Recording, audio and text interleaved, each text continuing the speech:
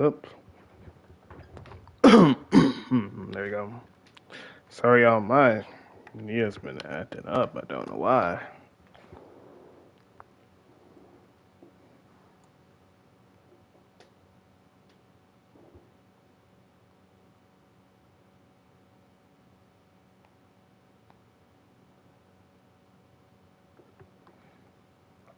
Alrighty. My leg's not feeling good, but we'll make something work.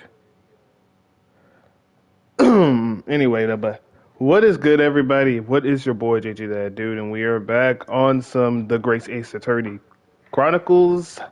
I know we did it. I think it was the day before yesterday. We did it. Yeah, we did it the day before yesterday. So we are doing it today. We probably are going to at least try to get through the what you call it. Maybe this part, and then whenever we hit the episode 2, we stop it there and stuff because we're going to do Marvel Rivals around 7. If not 7, we're probably going to do around 8 or so. And that will be on Twitch, though. So if y'all are interested in Marvel Rivals and you want to do it on, see me on Twitch, you're definitely welcome to do it. I will put my thing in the description maybe in the future. I pray I will. Or I'll at least put in the messages or something. I don't know. I would say DMs, but like I can't DM you on YouTube like I back then. But yeah. We got all that going down. But we are at it though. Last time we left off, I was being the most professional of all professional prosecutors. And I was out there cooking that boy tail though. That boy did not know he wanted to smoke or not.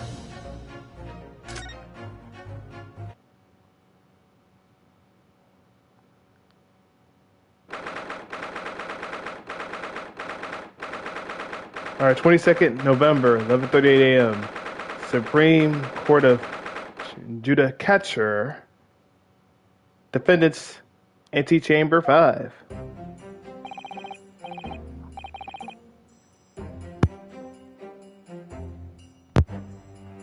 All right, we're in our bag. Excellent work, Ryunosuke. That was superb. My heart was in my mouth the entire time. It was almost unbelievable. I mean, look at you in there.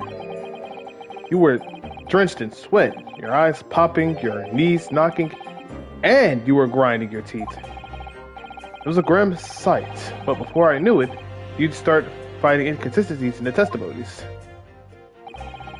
I think you might have a natural talent for being a lawyer. Forget it. It's terrifying. If I get through this, I don't ever want to see inside a courtroom again. Ha ha ha ha ha. Anyway, it looks like we've exposed your phantom lady at last. Miss Jezebel Brett, a student from Great Britain, is she? That's what I was trying to tell everyone from the start. Dr. Wilson wasn't alone. There was a young woman with him, like I've been saying all along. Yes, you have, haven't you?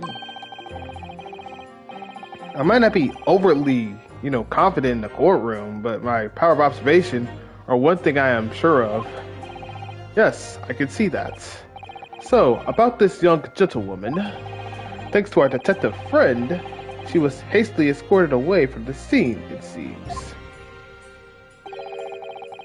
Did you see what happened with that? No, I didn't see any of it. I was just on my way out of the restaurant myself. Then on the floor next to Dr. Wilson's table, I noticed there was a gun lying on the floor. And after I bent down to pick it up,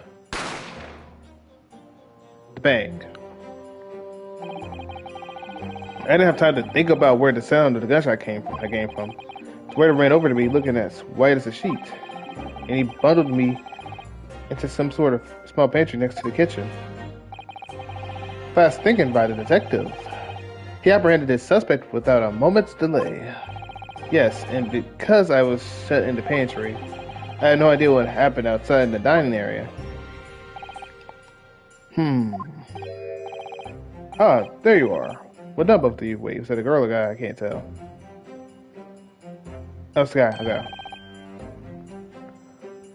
Professor Mikotoba. Well, seems I was right. The pair of you make an outstanding team. You've exceeded my expectations, I have to say. Yes, it seems you planned this from the start. You arranged things so that I wouldn't be able to act as a lawyer in this trial. Our modern country is still in its infancy. Is it infancy or is it?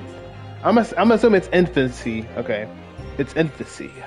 Our justice system, even more so. Which is why I firmly believe that we need to send our brightest, youngest stars overseas to learn all they can. I want to avoid a situation that may have resulted in your study tour to Great Britain being cancelled. Well, it makes no difference, lawyer or otherwise. If I'm the kind of man who can't help his best friends avert the worst case of his life, or worst crisis of his life. I shouldn't waste everyone's time by going to study overseas anyway. What? What are you saying, Cosma? So that's your stance. I was afraid you'd feel that way. Cosma! Well then, it looks like it all comes down to you, young man. Let me just use that voice. To me? Yes, you need to prove your innocence and uncover what really took place in that restaurant. I must say, I very much want to know the truth. After all, I have a personal connection to this case. Come to think of it, he said the same thing earlier this morning, didn't he? If you don't mind me asking, Professor, did you know the victim? Yes, I did. As you're probably aware, Dr. John H. Wilson was a visiting professor at UMI, and it was I who invited him. Oh, I see. I didn't know that before. Anyway, you're about to go into battle. The victim was a university professor from Great Britain, and a well-known one at that. Naturally, our government is looking to identify and punish the criminal or the culprit as quickly as possible. But let's not forget who we're going up against. The gentlewoman whose involvement our police bureau went to extraordinary lengths to hide. Yes, I'm sure the prosecution will be using every tool at their disposal to quash your case.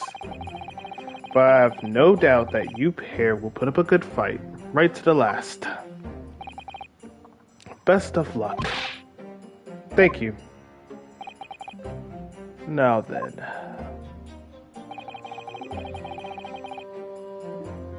I need you to run an errand at the university at once. There's something I think we may need. Of course. Good luck, Kazuma-san.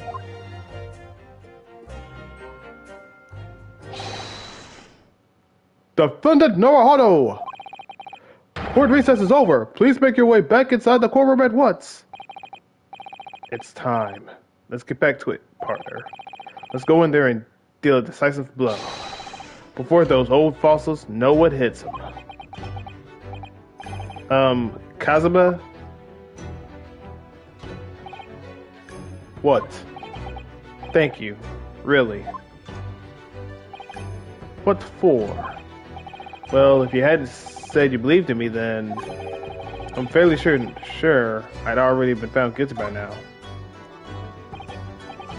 Look, I have faith in you. As a lawyer, and as a friend. Coming from you, that means a lot. If I'm found guilty in this trial, he's really going to give up on his dreams of studying abroad. That's the kind of true friend he is. So this isn't just my battle anymore. What we're going up against, we absolutely cannot afford to lose. Oh, this is the show that they're a student at this place. Okay, he has that thing on his neck. That's how you know that's why he try to lock in. He try to lock in with that. I know she might need to start acting crazy. Alright then. Oh, alright then. I'll save the thank yous for after the trial. That would be the wiser. You can treat me to one of those sukiyaki bills I like from Yume Cafeteria on University Street. With an extra large portion, of course. That's fair. 22nd of November, 12:09 p.m. Supreme Court of Judicature, Courtroom 2.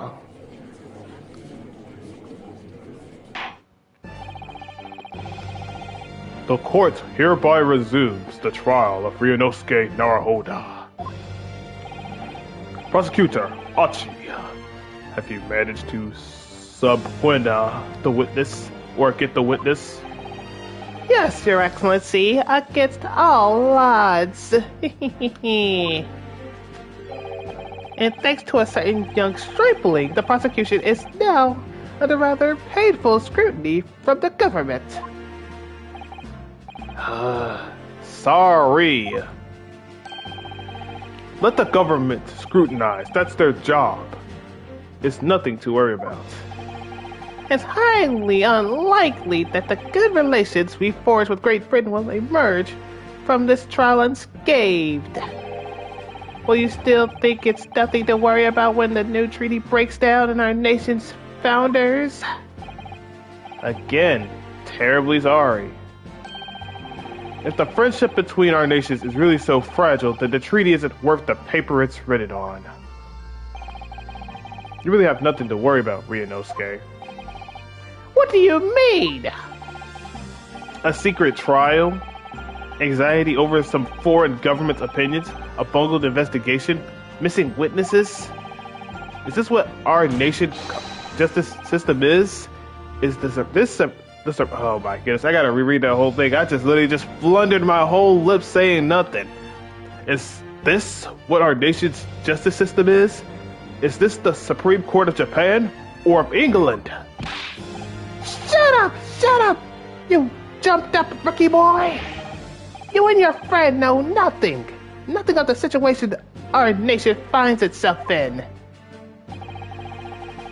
By aligning ourselves with this great world power, we'll become strong. Diplomacy has never been more critical. Steady political maneuvering is what we will secure our futures. Is this man just capping too much, or what's he doing here? I won't deny that I'm no expert. I'm just a student, and one who arguably studies harder too. But standing here now in our Supreme Court, there is one thing that I feel very strongly. A country that fails to uphold the truth in its justice system is a country with no future at all. Ooh, okay, go ahead, talk your talk. What the? This man's spitting! Wait a minute, he's cooking! Even the judge's like, oh, he's cooking. Wait a minute, that boy's kind of cooking.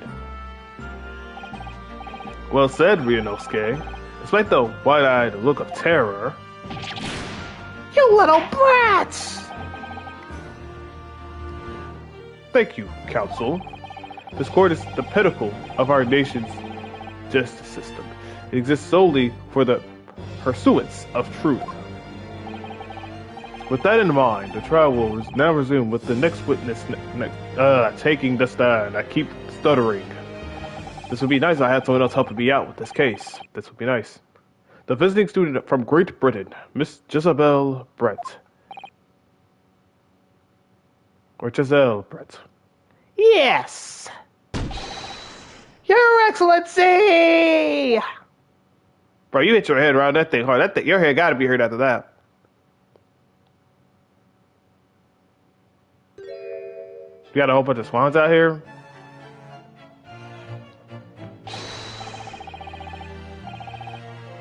There we go.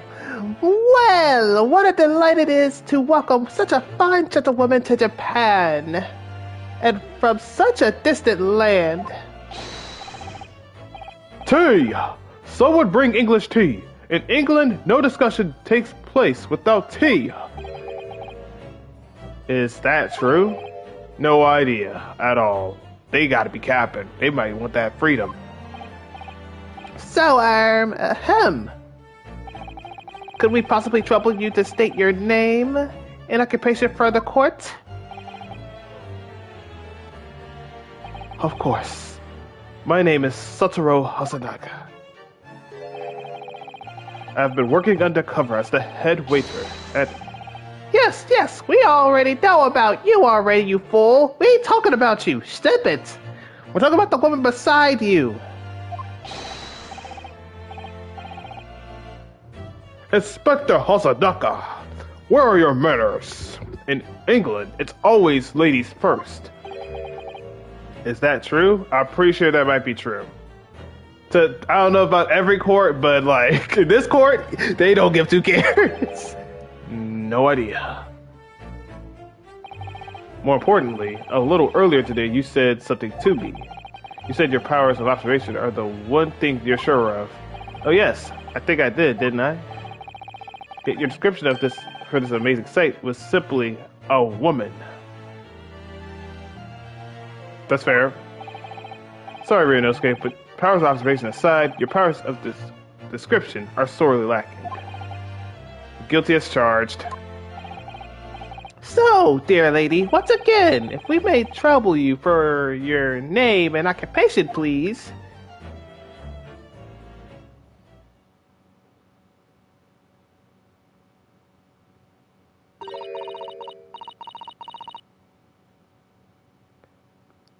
Excuse me, we don't speak in Scribblenese, please. This girl is out there spitting some random crap out here. I don't want to deal with this.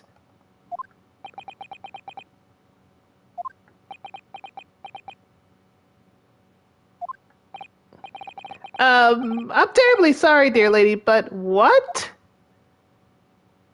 They don't speak that language. You gotta speak in their actual language they understand.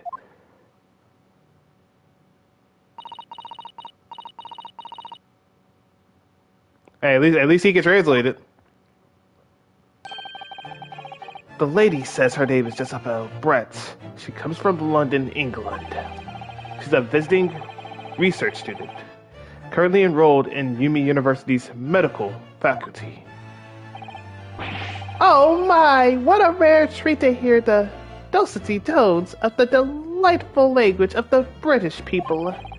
I'm afraid I don't understand a word you say or said, but it was as beautiful as a hummingbird's song. As far as I can tell, the detective is translating her words faithfully enough. Yes, I agree. Haha. You'll obviously do fine in England, Kazuma. Her English doesn't rile you at all, does it? Nor you. You've clearly been paying attention in your English classes, Ryunosuke. The court thanks the beautiful lady for taking the stand. Now, if we may trouble you to confirm something, Miss Brett. 3 days ago, at a restaurant called Le Carnaval, or Le Carnaval, whatever you want to call it, a grim murder took place. The court has been led to believe that you were in the dining there with the victim, Dr. Wilson, at the time. Is that correct? The Scribblenese crap got to stop.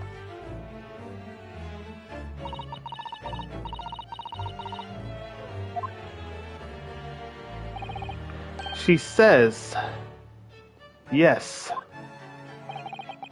This could take some time.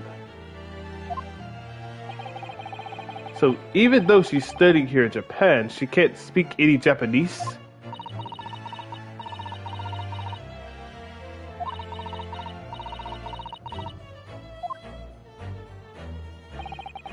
She'd like to apologize for disappearing from the scene. She says she was due to make a presentation at the university, so she had to leave immediately. Interesting. When you're the one who engineered her to escape. I was just following special orders from the Bureau. Well now, dear lady, would you be so kind as to cast your eyes over this photographic print?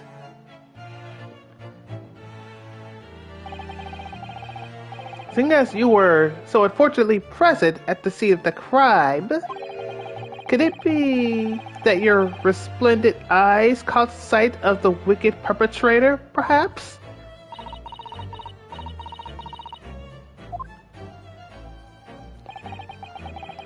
Apparently, it was a very frightening and sorrowful sight. Do you mean to say? Yes, it would appear the lady did witness the crime. The very moment when the accused, standing right there in this courtroom, shot the victim in cold blood. That sounds like a whole bunch of cap. Like y'all just capping so much. Order in the court. Did you hear that, Your Excellency? Here we have an absolutely conclusive witness statement. Oh, brother, three people's just capping. Now you want to let the fourth one talk? Oh, brother. And they even mentioned that she was there. It is what it is.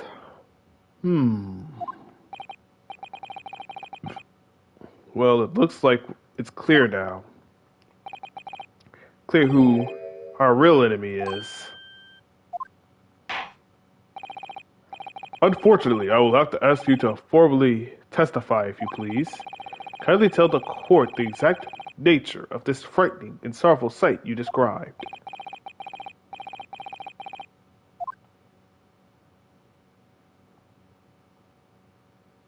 She just nods, okay? Alright, it's time to cook, time to cook. And how long have I been streaming for? Like, 22 minutes? Okay, bet. Oh, brother. Okay. I had arranged to meet for a slightly late luncheon with Dr. Wilson that day. I hate that they say luncheon. Just say late lunch, please. I'm gonna get cooked. The professor was unable to eat, so I ordered for myself only a beef steak.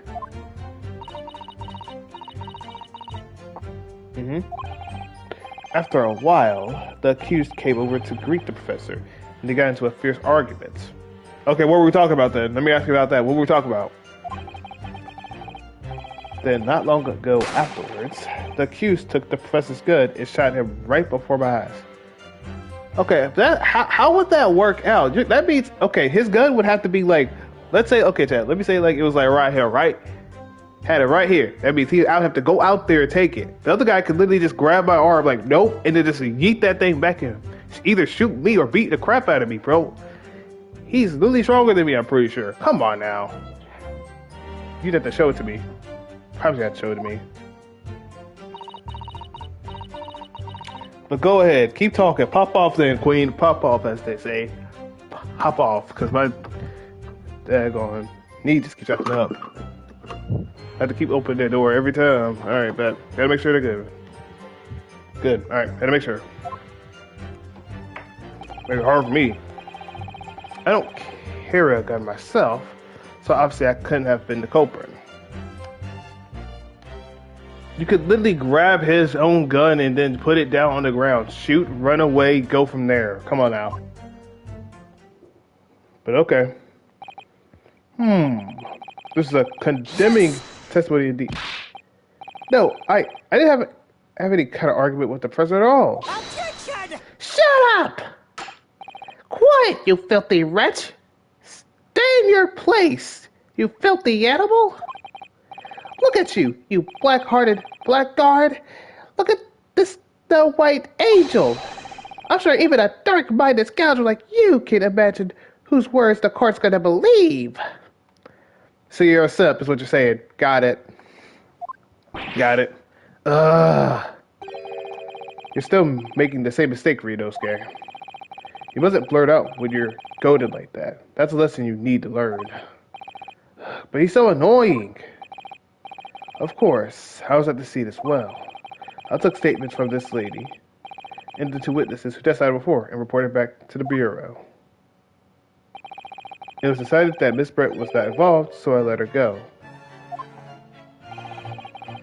The testimonies of the last two witnesses were completely worthless, however. Well, even so, on the day in question, the lady was wearing the same outfit as she is today. As you can see, there's nowhere about her person where she'd conceal a firearm. I don't know, maybe the flowers, maybe inside her actual body somewhere. Maybe around somewhere else that we don't know about. Come on now. I would think she could hide a gun almost anywhere in the outfit if she wanted to. Hey, you're not lying. I mean, that's just me. Unless and until the precise location where the witness is to have a hidden weapon can be shown, this is moot. There are no pockets in my outfits. I have nowhere to hide a gun. You can literally, like I said, put it literally in between the flowers or inside the swad. Take off the swad outfit. You can hide it literally in your hat. Like anywhere in your hat, you can hide that thing in. It should not be that hard to do. Literally, put a gun right there. Yeah, put a gun there. Take all the stuff, just have it right there. Have it right there. Walk up there. Oh, nice. Boom. Boom. Boom. Here's his gun right here. Boom. Let's go. That's all he needs to do. I promise you. If you can hide a weapon, like it's not that hard to hide a weapon in that big tail hat. Those are the witness's own words on the matter. That's ridiculous. Only I was allowed to lift her dress. I could prove it. That's probably not something that you want to say, but hey, go for it. Pop off, King. Pop off. That's not something that you want to say, though. That's just me, though. Don't think about doing anything rash, Ryonosuke. But I didn't fire the gun. I picked it up. I didn't fire the gun I picked up. There's been another gun there that day.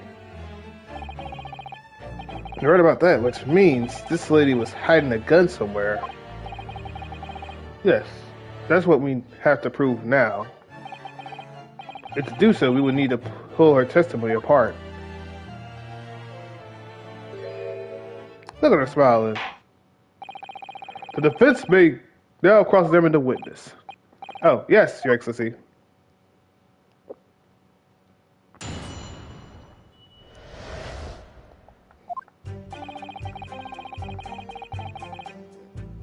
Okay. Okay, was there a reason why you wanted a beefsteak in particular? He was unable to eat, you say? And that was because he just had his tooth removed at the Hada Clinic, correct? That's right. You're supposed to actually check with the witness before you're answering. Was Miss Brett aware of that fact? It seems so, yes. She'd heard that the professor was to have some dental treatment. So that would mean that it was you who ate the steak pictured here. Is that right, Miss Brett? That's right, yes. The print you have there shows the table exactly as it was left after the horrifying events. Exactly as it was left? Dear me, what a harrowing experience to have traveled to a distant island on the far side of the world and be embroiled in such a tragic incident. Have no fear, my dear lady. I swear I will crush the evil fiend that has subjected you to this terrible plight. So the victim, Dr. Wilson, had nothing to eat or drink at all. That's right, other than some carbonated water. Just some water? Yes, the professor was unable to eat, but he had been given permission to drink water. So it appears that the diners toasted their lunch with a glass of water each. They each raised a glass of carbonated water. What do you think, Ryonosuke, about the witness's last statement? I mean, it's meaningful, I guess? I don't know. The last statement of yours, Miss Brett, has a profound bearing on this case. Well, well, how fascinating. Do tell us, what is it, this profound bearing,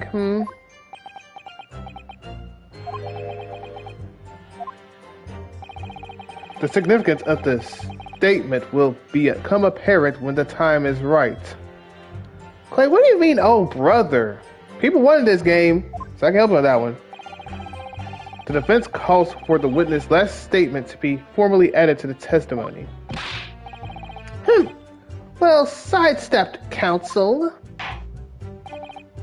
Very well, Miss Brett. Kindly repeat what you just said to be added to your official testimony.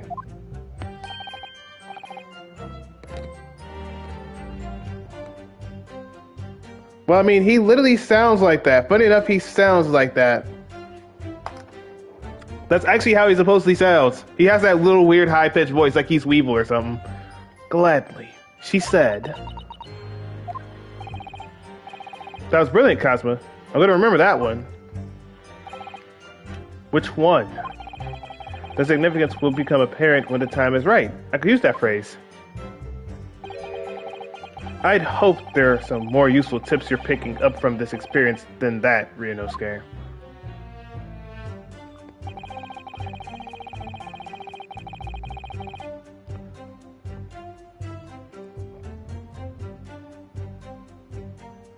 Into the pit tomorrow. Wait, what do you mean into the pit tomorrow? What do you mean into the pit tomorrow? Crap, who just texted me on the thing? Oh, they texted me about that other thing from later. Okay, I'll text her back later. Alright.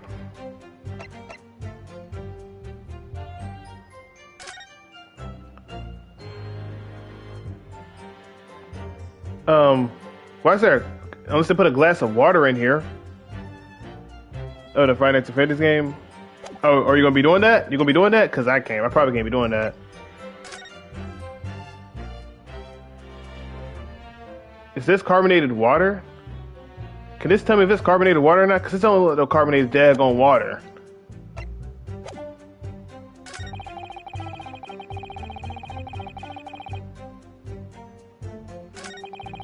Okay, can I? Yes! Let me press that real quick. So both of you and the professor drank this carbonated water, did you? Yes. Being the waiter, I poured the two glasses myself. I clearly remember doing so. Except you're actually a detective.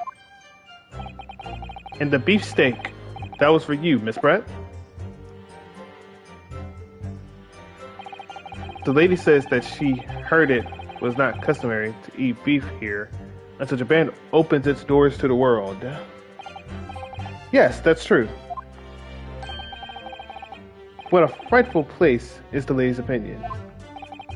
And I've heard it's not customary to eat sashimi in Great Britain. Now that's frightful. Every country has its own cuisine. As long as people have food to eat, what does it matter what it is? True, come to think of it, the first time I tried carbonated water, it was much more of a shock than the first time I tried beef. But anyway, back to this witness statement. Somehow, I feel like there's something out of place in what she said. We need to pounce on even the slightest thing now, because you never know what it might lead us to our goals. The goal is to turn this trial around. Understood, Cosma.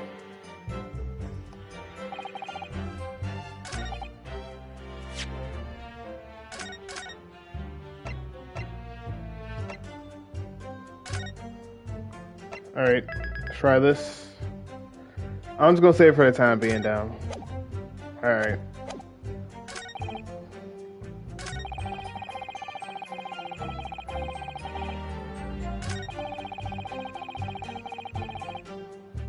Alright, bet. So this is the thing I'm supposed to hit with.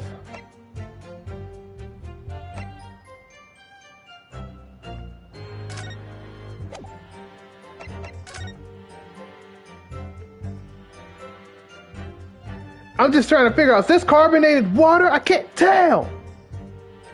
Oh yeah, where's the other drink at? Yeah, where's the other drink at? Yes! Yeah, where's the other drink at? Yeah! You're tripping. That's it. Let me just confirm something, please. It's to do with this photographic print. There we go. Just a short while ago, you spoke of this print showing the victim's table at the crime scene. That it was exact as it was left. Right? You said that, right? That is correct, Delise says. Well, it's odd, very odd. Dear me, what's odd is the defense's inability to express itself. Ryunosuke, what is it about the print that looks odd to you? Well, obviously, it's the cheers. The cheers? What are you smoking on? Miss Brett just told us that she and the professor said cheers over a glass of water.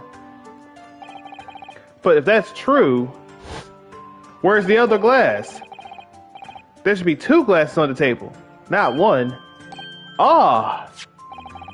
You're quite right, Counsel. There's only 1 glass pictured here. Objection! Wait a minute. Are we supposed to be impressed by this nitpicking over minuet? What is that word? That word is ridiculous. Minuet or something? I'm gonna say minuet. I don't know what it is. What possible difference does the presence or absence of the glass make on the case? It means 3 things, you dum-dum. Let me tell you 3 things. 1, that means she's either capping. 2, there's something that changed about the scene, and she's not trying to show it. 3, just shut your mouth. Objection! Minuet, you say? Could it be that the detective here removed a glass from the table to conceal the lady's presence? Of course not. I would never do something so reckless. But there should have been 2 glasses on the table.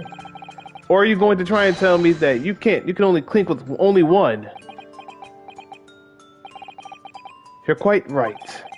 I certainly took 2 glasses to the table.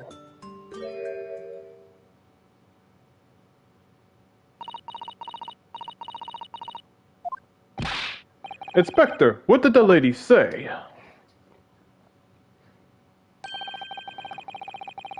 It would seem it was Miss Bress who took the glass from the table. What? It was also terrifying, everything that happened. I panicked and thought I should try to hide the fact that I had been there at all, she's saying. Good gracious!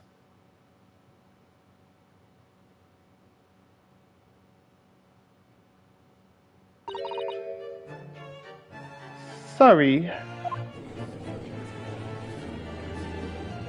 His headband is still moving at the speed of the wind. That headband must be the most legendariest thing out there. Even Ryu and Dagon can relate. Mainly Ryu couldn't relate. Like, come on, Ryu can't relate to that. There, as I assured the court before, this is of no consequence at all. Oh, please. We must remember that this student had just murdered this lady's luncheon companion before her very eyes. Who could blame her for concealing a glass or 2 in her state of disarray? That's absurd. Oh, really? So do we take it that you are going to now accuse this vulnerable young and beautiful woman of mischief? What? No. This can't be put down as mischief. This is literally a murder. I'd like to know exactly how the lady took the glass from the scene. Yeah, let me hear about this. Let me just hear about this. Maybe you just threw it in the trash or something. Let me see what you said. It would seem that she slipped it into a small handbag she was carrying. Can we see the cup? Can we see the cup? A handbag, you say? If it's carbonated water, right? Where did you drink all the water and then it was good, or did you have something in there and you just had it poured? That's great. That's good. Yes, Your Excellency. A small handheld pouch commonly carried by well-to-do women in England.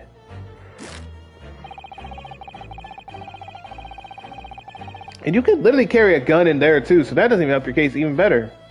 So this beautiful lady was very graciously explained how and why she removed the glass from the scene of now. Now congratulations, you're cooked, and I promise you, I got my get back on you. However, the fact remains that this glass has absolutely no bearing on the case. How do we know until we see it? The student has been trying to confuse the court with logical reasoning, but at the end of the day, it comes to nothing. Okay, let me ask you a question then. How could it be me? You have no proof that it was me, other than the one person that's saying it. Because all them other three kept hiding the fact that there was nobody else that was near, and now they realize it's the woman. Come on now. No more pretentious accusations. You have wasted enough time already. Indeed, the lady has offered her satisfactory explanation as to why she removed this glass. I think henceforth we can consider the matter to have no bearing on the case. Counsel for the defense, are you in agreement? Well, I don't know really. If you want to pursue this matter further, you're going to need to show that it has deeper significance.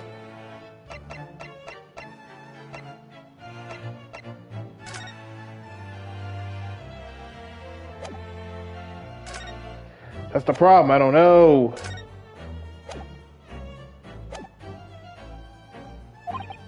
Yes, you're right. Stick the glass and a handbag. If there's a deeper significance, there's...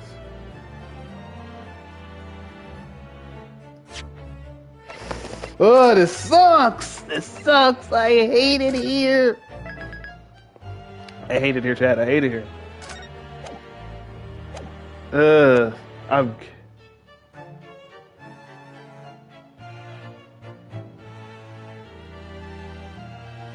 Do I just say the handbag?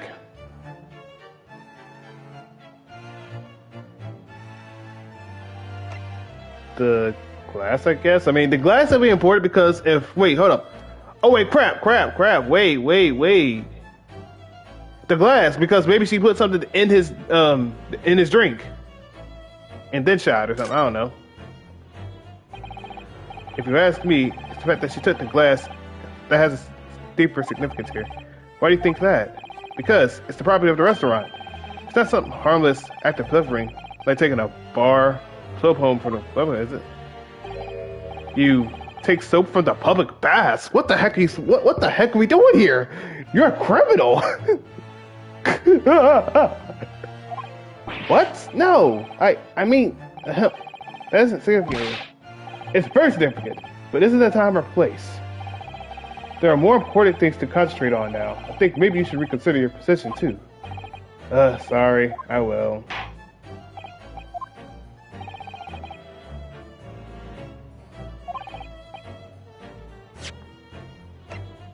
Yeah, that thing's actually kind of terrible.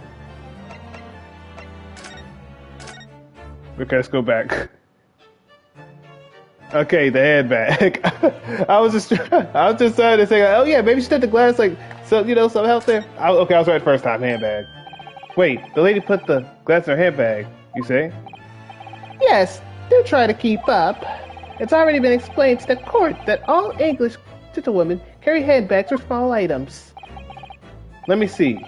A little while ago, Miss Brett stated the following. There are no pockets in my outfit. I have nowhere to hide a gun. You're not lying.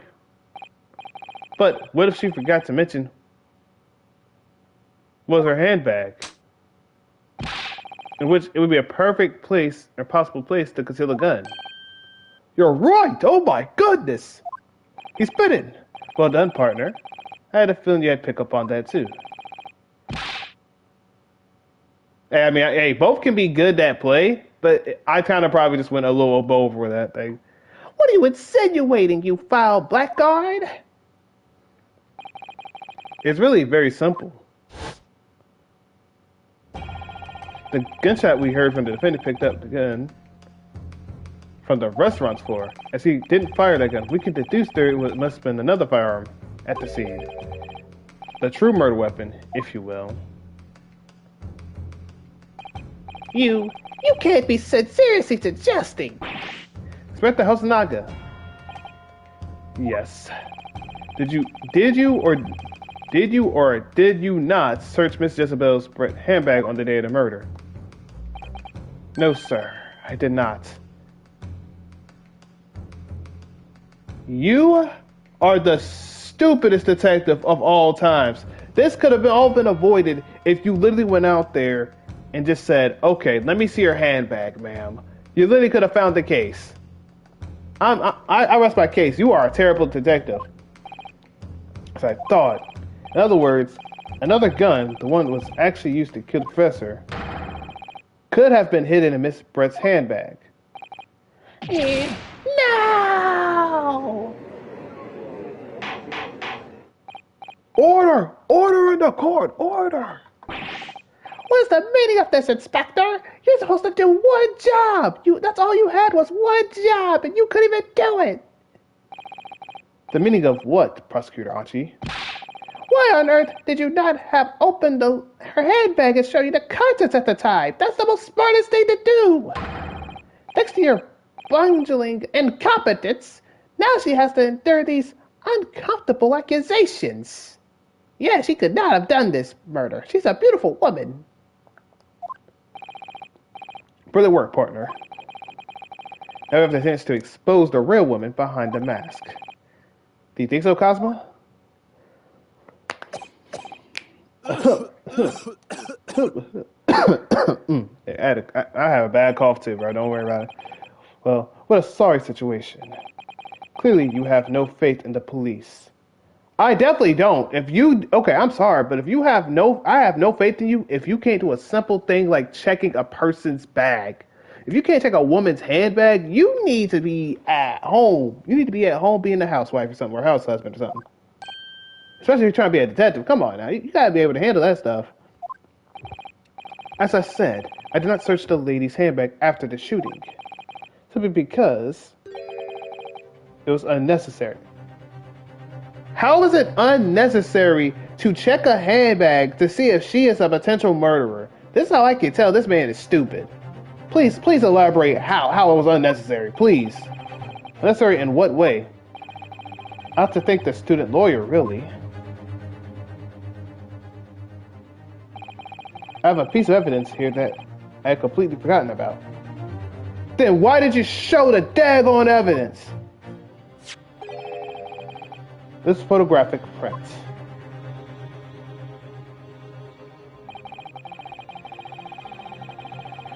This print is of a photograph that I thought would be prudent to take immediately after the shooting. Well, perfect. That shows the cup and the thing. Perfect. But I need to ask you a question though, my boy. Hold on, no, not that. What's with that thing right there? What's that thing beside the beef steak? Look like a daggone thing you put on them. And why is that thing on the arms? Well, on the wrist. What's on his wrist? As you can see, it clearly shows Miss Brett's handbag. Well, I never. You can see right through to what's inside. That's right. It was me. Apparently, meshwork bags like these are the height of fashion in London at the moment. So the contents are clearly visible. Exactly. So there was no need to search the lady's handbag. If there had been a gun inside, it would have been immediately obvious. As you see, there's nothing to imply Miss Brett's guilt here. Thank you for helping to prove that. Now hold us on. Dude, she can still put it in her bag. Don't act like it's sweet out here, bro. Because you forgot to mention that other piece of evidence real quick, bro. I'm gonna help you out with it. Dang it! They cooked me! What? Order in the court! Inspector Hosonaga, you will submit that print as evidence at once. Certainly, Your Excellency. Thank you. But there's something wrong with that photo, though. I think you've had a long enough cross-examination witness, counsel. The court has now been shown considerable evidence, as the photographic print just submitted to the court record appears to have no further significance. I am satisfied that there is no longer any room for doubt in this matter, and I must make my ruling. Indeed, and there is only one logical conclusion, that the pathetic Ricky slumped over there in the bench before us is the only possible perpetrator of this crime. No. Just when I thought I was beginning to turn things around. I'm in a worse situation now already when I started. Cosma. I'm sorry, Ryunosuke. Now that the cross-examination of the witness is over, there's no way to force the trial to continue. I'm like, wait, sir! One thing I want to say.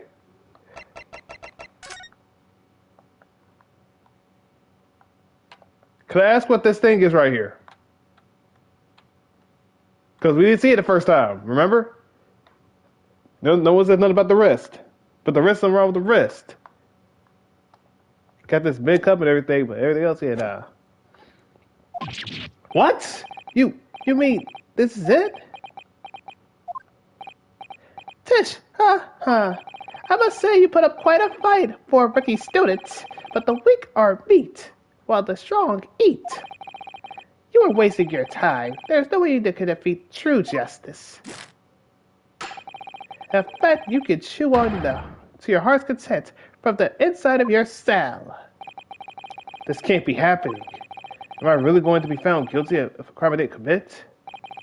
And Cosma, his dream of going to study in Great Britain will slip through his fingers. Cosma, what? Is there really no chance of turning this trial around? You heard the judge. There's nothing about the last photograph the detective produced that we can contest, which means there's no basis on which we can argue for the trial to continue. There is. Very well. I will now proceed immediately to the ruling. It seems we will be able to report to the British government on time after all. That smug little. Ryunosuke Naruhodo, having considered all of the evidence placed before me, I hereby find you... Wait a minute! Heck no! You're not gonna do that! No! Shut up! No, Judge! Wait, Your Excellency! Ryunosuke! I don't think you can rule out this case yet. Objection! This amateurishness is getting tedious now! When His Excellency deems the trial to be over, he gives his ruling! This is the most basic protocol of the courtroom! Yes. Shut up! Your Excellency, just a moment ago, you said this. As the photographic prints just submitted appears to have no further significance, there is no longer any room for doubt in this matter, and I must make my ruling. Now, that means if there was a problem with evidence, some specific detail I mean, then ruling out of the case at this time would be out of the question. What do you mean? This is a blatant straw clutching. Look at this photographic print. All this shows that the handbag the gentleman was carrying the day of question. There could be no problem with this evidence. No. Can you look at the side of the arm? You better know what you're doing, Ryunosuke. I understand your objection, counsel. Certainly, the new evidence submitted by the detective hasn't undergone the court's scrutiny. However, I failed to see how we can glean any new information from this handbag. Huh, but that's exactly. You're right. That's not the problem, though. The handbag's not the problem. Then what's the problem? That thing on your right, he's like, Dad, God, he's starting evidence. Why are you finding evidence for? You're doing too much crap. Really, the prosecution's becoming tired of the rookie's desperate wheezes. Yes, I'm desperate, but this isn't a wheeze. There's something about this photograph that doesn't seem right. I just place my finger on it. Very well. I will grant the defense one final opportunity. What? But be warned, if I am unsatisfied by your response here, the trial will be over in an immediate effect. Whoa, brother, relax. You ain't gotta hold on, bro. I already got the evidence, bro. Look at the thing beside the handbag. Look all to your right. You see that wrist? Check that wrist real quick. Boom. So that's your case. Do I make myself clear? Yes, Your Excellency. So, take another look at the photographic print Inspector Hozaga submitted before.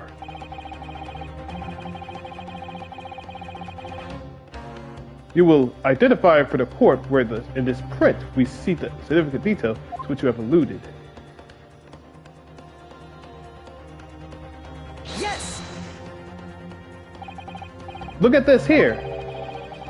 There's a very unusual mark on the victim's wrist. That is true. It looks like almost like a bird of some description. Yeah, what about that, Jezebel Bright? Yeah! Attention! What the? He's grasping. Dear me, I was pondering what new piffle you would come out with. A bird, you say, on the victim's wrist? Clearly that's nothing whatsoever to do on this magnificent lady's handbag. You're right, it does have nothing to do with the handbag, but that's not what we're going after. We're not going after the handbag, we're going after the victim's wrist. Yes, that is a burn mark, you're right. Go on, Inspector. The police coroner also noticed it when he was performing the post-mortem examination. It was deemed unrelated to the cause of death, so he did note it in his report. What did I tell you? In any case, we have no idea when the victim suffered this burn, do we? Yeah, we do, because that thing is actually here. Okay, let me ask you a question. How long have you been... Hey, Archie, zip it. This is me and him talking now. When have you ever seen him order a steak? He never ordered a steak in his entire life, right?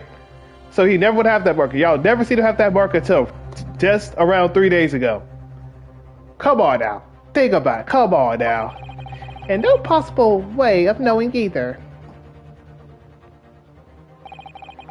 The more I look at it, the more I find myself intrigued by the curious shape of this mark. However, as Prosecutor Archie points out, unless a firm connection to this case can be shown, I cannot allow any further time to be spent on this precise detail of this bird.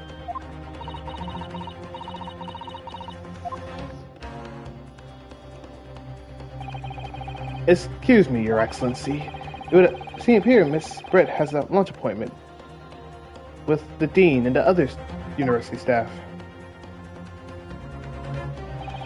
She would like to know if she may be excused from the stand now. Oh, of course, dear lady. We shan't hold you any longer.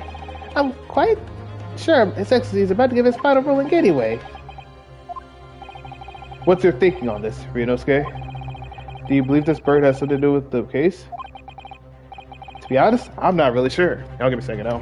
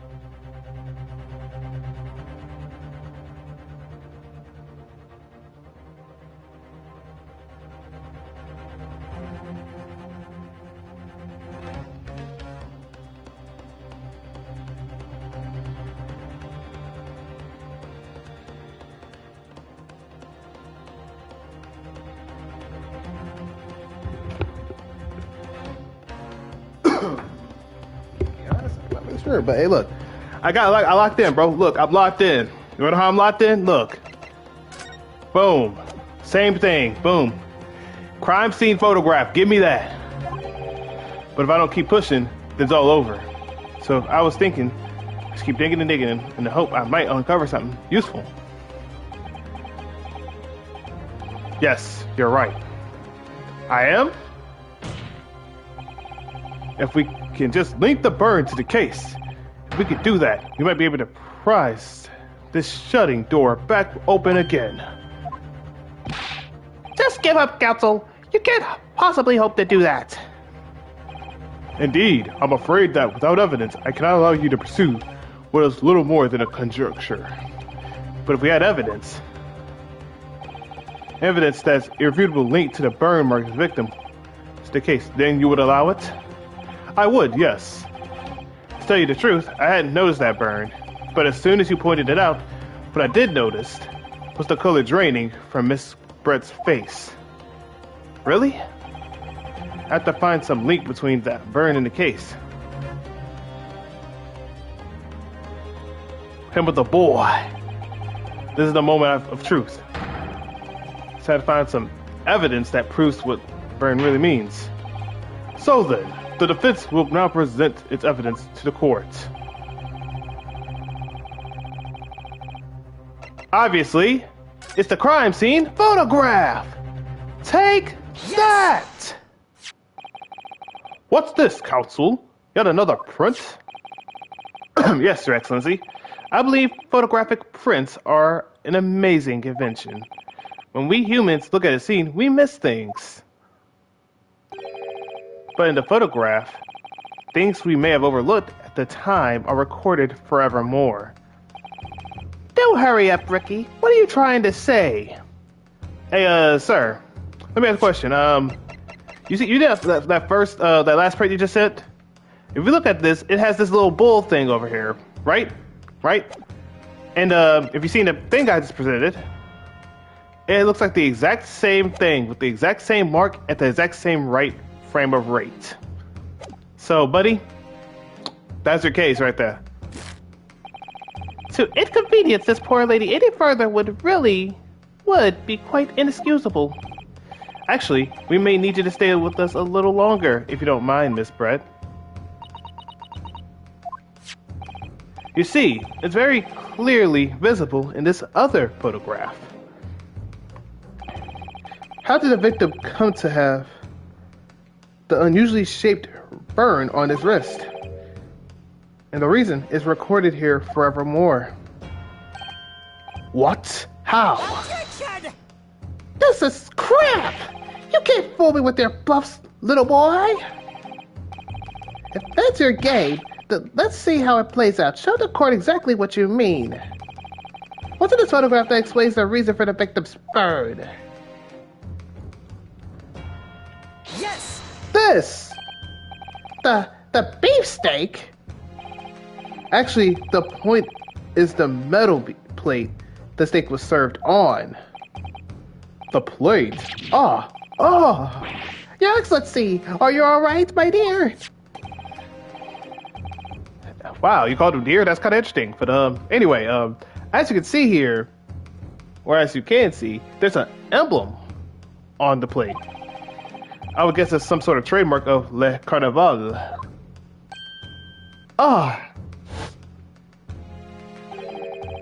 This emblem on the plate and the victim's burn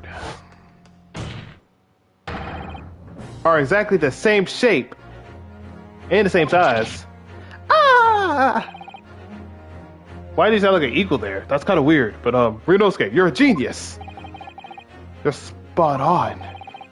Which means the victim must have suffered this burn while he was present at the restaurant. Objection! But even if that was the case, we can't know if it happened on the day in question or not.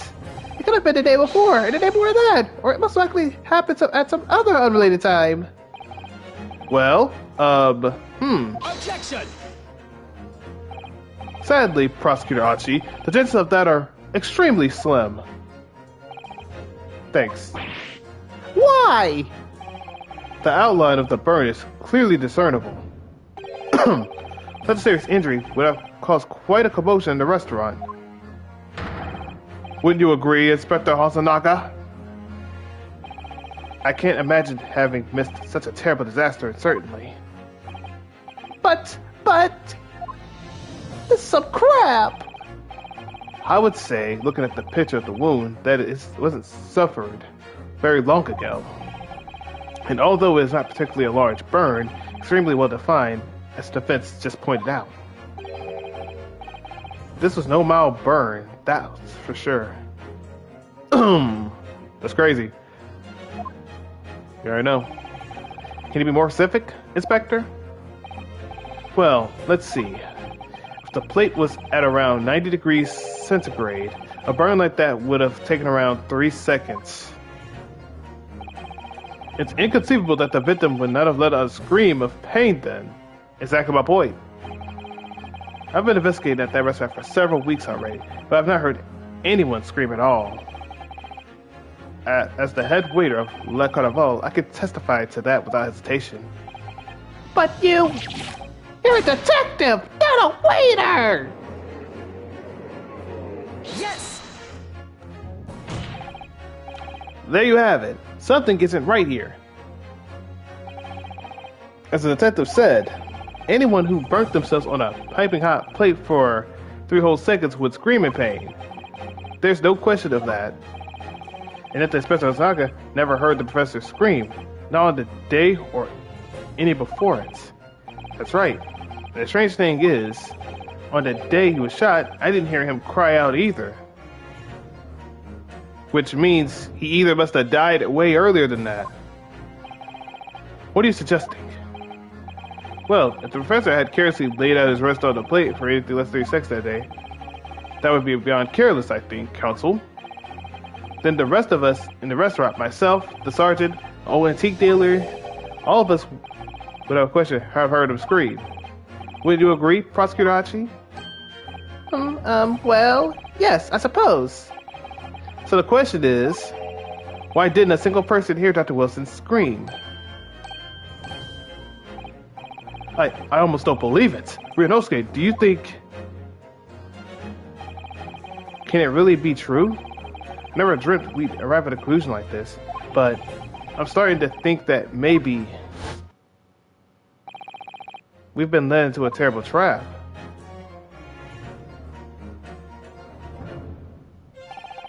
There's only one explanation I can think of that makes sense of this apparent possibility.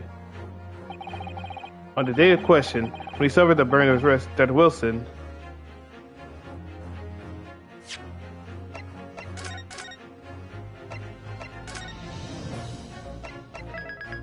was already dead.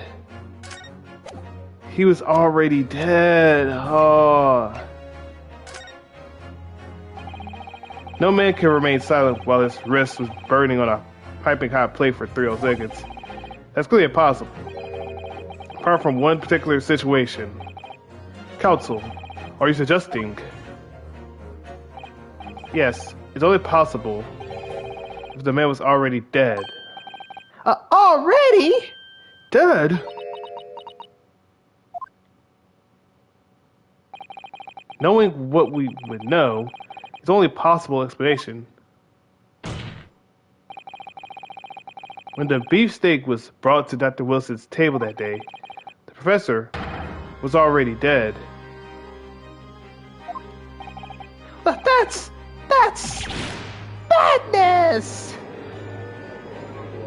How's he bodied? Order! Order! Order in the court, please! Counsel, explain this absurd notion at once!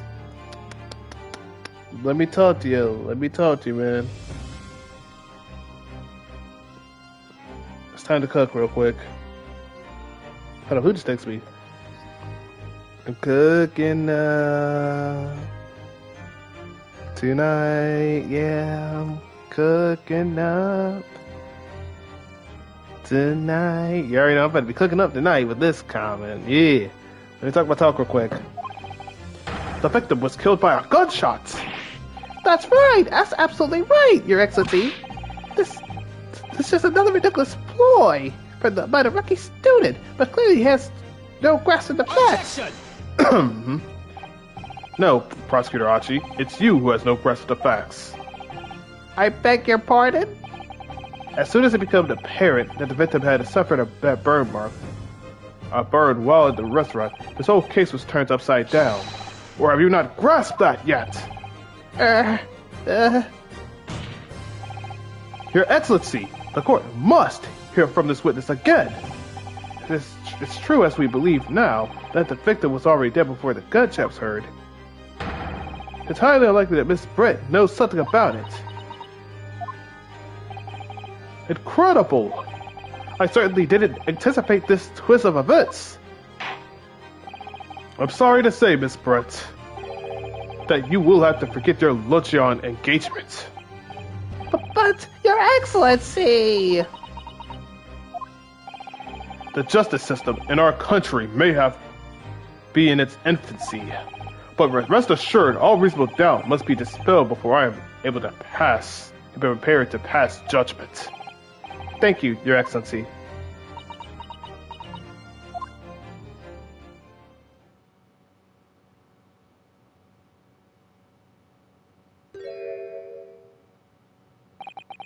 What was that smile? Yes, of course. I mean, I'd be delighted to help. Especially if it helps relations between my country and yours. What the? You can speak English and Japanese?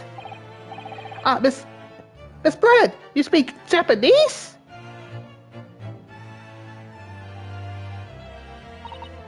Well, of course I do. I am studying your country after all. But then, why have you been speaking through an interpreter until now? My mother tongue, the Queen's English, is the most refined and elegant language in the world. As a gentlewoman, I try to avoid speaking in your vulgar tones as much as possible. I guess that's fair, I guess.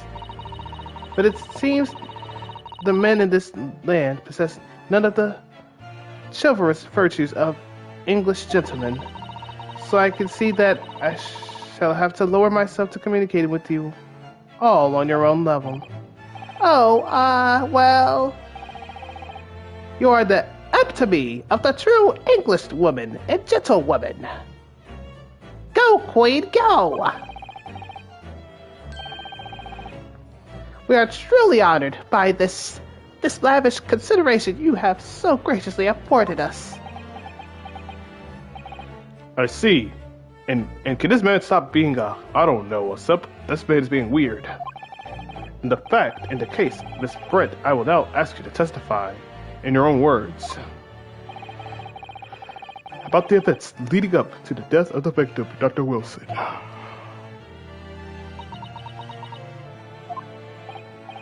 So, we're finally going to hear our own words on the matter. Things are going to get interesting, Ryunosuke.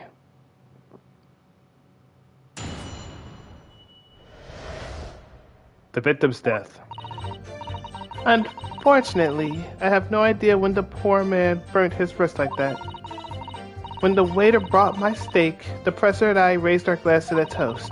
As far as I heard, the post-mortem report showed no other possible cause of death besides the gunshot. Let me see. Yeah, loss of blood from gunshot. Okay.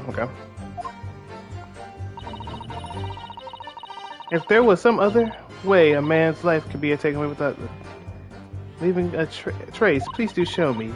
But of course, this country's inferior investigative techniques probably wouldn't pick up on it anyway.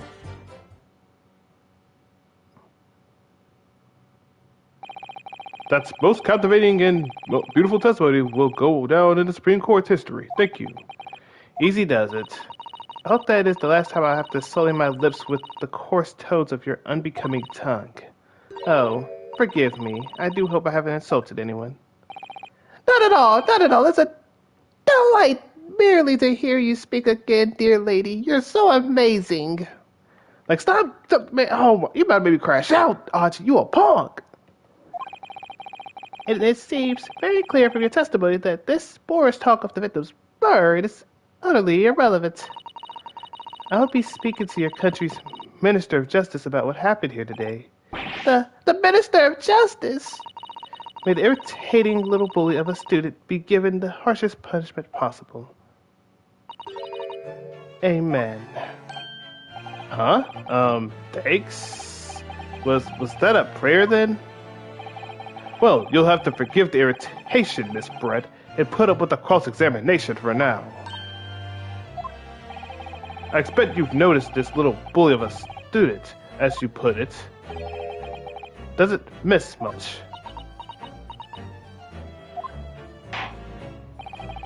I'm sure I don't need to remind you, counsel, that this will be our final cross-examination in this trial. If you fail to demonstrate any problems with this testimony, I will be ruling on the case immediately. Is that clear?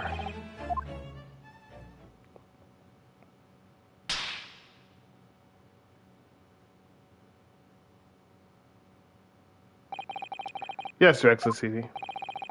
Then you may proceed with the cross-examination. I'm about to press all this crap.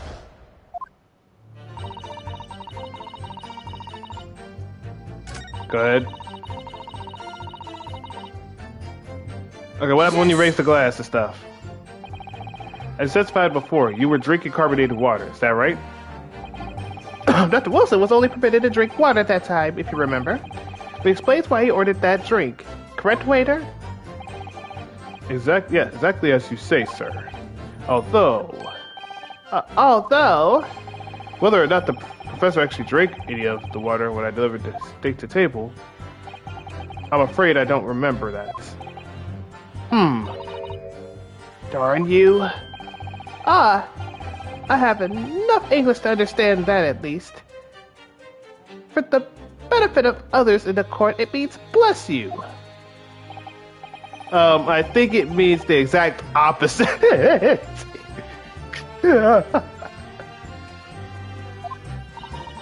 Anyway. So as I heard, the post-mortem report showed no other... Yes! Let me just press it real quick. Yes, it's written here in the paperwork. Fatal hemorrhage, or whatever they call it, from ballistic trauma. Yes. Luckily for all of us, a little burn on the wrist isn't going to kill us. And as there were no other signs of the trauma on the victim's body to indicate some other kind of death, it could only have been the bullet from your gun that put an end to this man's life. But it doesn't make sense. The burn mark happened straight away when the plate was first brought on the table of the waiter. Yeah, that's true. If it had cooled down even the slightest, it wouldn't have been able to make a burn like that. And the victim burnt his wrist on the hot plate as soon as it was brought to the kitchen. Then he must have been declared dead at that point. And yet, the fact is, the victim was killed by a gunshot to the chest. Until you're able to show the court evidence to disprove that, this is a complete waste of time. I concur. Prosecution Archie is right. That's true, though, I guess, sadly.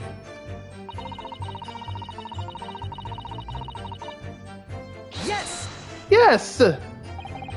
Without leaving a trace? If someone is shot, or strangled, or stabbed, or thrown from a height, however a person's life is taken, there's always the telltale traces on the body. Quite right, dear lady. And as our police forces has thoroughly examined the body of the deceased, there can be no doubt. Nah, y'all suck at your job. Isn't that right, Inspector Hasanaga? As I've said, I've always aimed for flawless investigation. You've proven that you are trash at your job. There would be physical traces with all those cause of deaths, that's true. But maybe there's some other way of killing someone that doesn't leave a mark. If heaven forbid you doubt me, young man, you're going to have to tell everyone how exactly how you think the professor did lose his life. Otherwise, I'm afraid your argument falls rather flat, doesn't it? Oh no, perish the thought calling such a sweet young lady's innocence into question. On my honor, Takatsuchi Achi will cut down any who dare cast such aspirations. A way of killing someone that leaves no trace. We need some evidence to back us up here. Yes, evidence.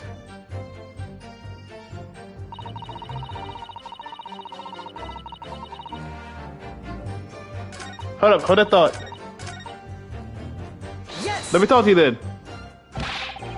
But his head was on the serial hot plate for at least 3 whole seconds. You cannot not have noticed that. Do you think so? Let me ask you something. Sorry? Ever since I arrived at this courtroom, and even still now, The flyout on those unsightly black trousers of yours has been wide open. You cannot have noticed that, can you? Huh?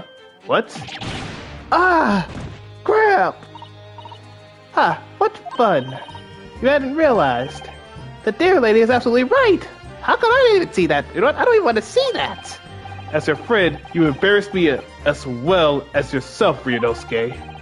Why did you tell me? Dr. Wilson was a true English gentleman.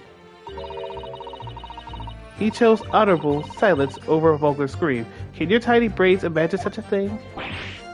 Oh, yes! I think my tiny brain can! Well, I can't. Anyway...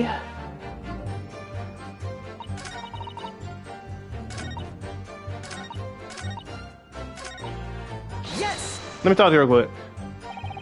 Inferior? What do you mean by that? In the land of the great British Empire, the police store everything found at a crime scene for later examination. But in this country, you investigate once, and that's the end of it. Isn't that so? Quite right. The Carnival is open for business as usual today, just days after the incident. Exactly, which means that even if the investigation takes a different direction, but evidence may be lost. Is he good? It doesn't even occur to your naive detectives to try to preserve the crime scene. I'm trying to be as tactful about this as I can, you understand? Haha, killer blow! The lady's as formidable as she is beautiful. Amazing. He's actually admitting our police may actually be flawed. Perhaps Prosecutor Achi is finally coming to his senses. I very much doubt that. Still, there's something about what Miss Brent just said. There's a moment before when something didn't seem quite right.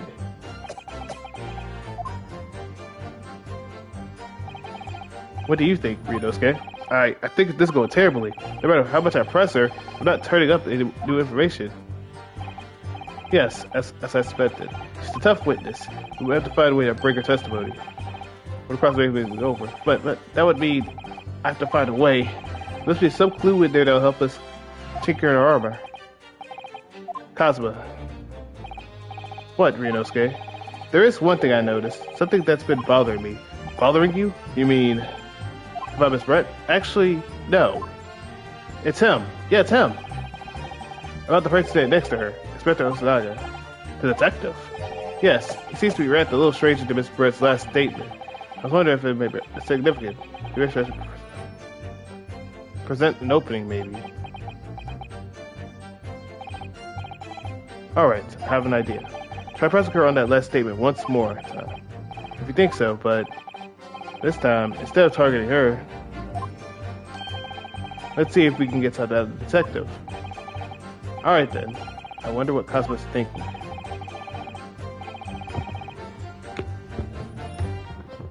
I'll find out soon enough, I suppose, once I press Miss Brent on her last thing again.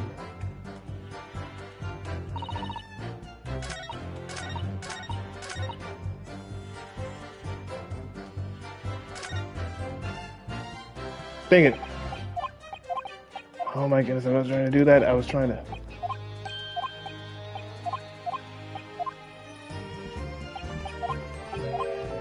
Oh my goodness, can this thing please work?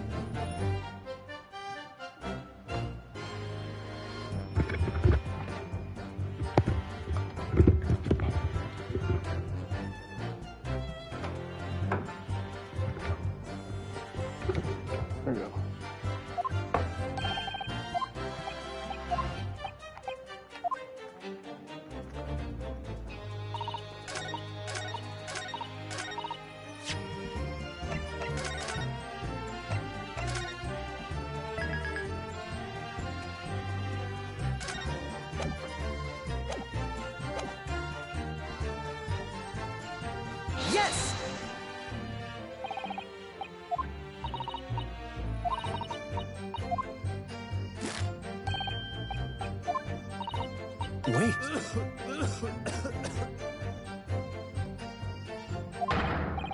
Yes, there it is again. There we go. I was trying to do. I thought it would give me like a little thing where I could go out there and like head like his thing, but I just had to hit press, I guess. Detective's reaction is just the same as before. Why? Up until now, the detective has been in the stand with Miss Brett as our interpreter. But things are very different now. For this testimony, the detective is just listening to what the Englishwoman has to say. This could have been a golden opportunity. What do you mean? When people are actually testifying, they're usually very careful not to let anything slip. However, when they're listening to someone else speak, you'll find they often let their guard down. You're right, look at him. He's lost in his own thought. It's time to pursue that man in his train of thought. Sorry, pursue. I'll explain how to do it now, Ryunosuke. It's all to do with the witness's marker. What marker? The very moment we're focused on Miss Brett, who's actually the one making the current statement. Makes sense? But by moving the marker left and right, you can turn your attention to other people on the side of the stand. While you're looking at the other witness, you'll be able to pursue them with X. If you catch the person just in the right time, and actually cover some information, pursue. If you ever notice a strange atmosphere amongst the people on the stand, take a good look around. Alright, so first move the marker with left to right, focus on the detective. Step some with X and see what's on his mind. Here we go. Take it, which means that your investigation takes a different direction, without evidence may be lost. There we go. Excuse me. God, what the meaning of this? This man's terrible. I'm so sorry. I didn't mean to shock you. He really wasn't lost in thought deeply. It looked like you were thinking something just now, Inspector. Perhaps having heard what the lady next to you had to say. If there's something you'd like to say, please share it with the court. Zip it, bro. We can talk it. What is the meaning of this? It's the delightful Englishwoman who's testifying at the moment. If you can't find fault with her testimony, then the cross-examination should be over immediately. Oh, is that how it works? Absolutely not. Hmm? The detective is in the stand, which makes him a valid witness. Yes, not to mention the fact that he's intimately involved in the case. Inspector Ozonaga. Yes. Do you have something to add in relation to the statement just made by Miss Brett?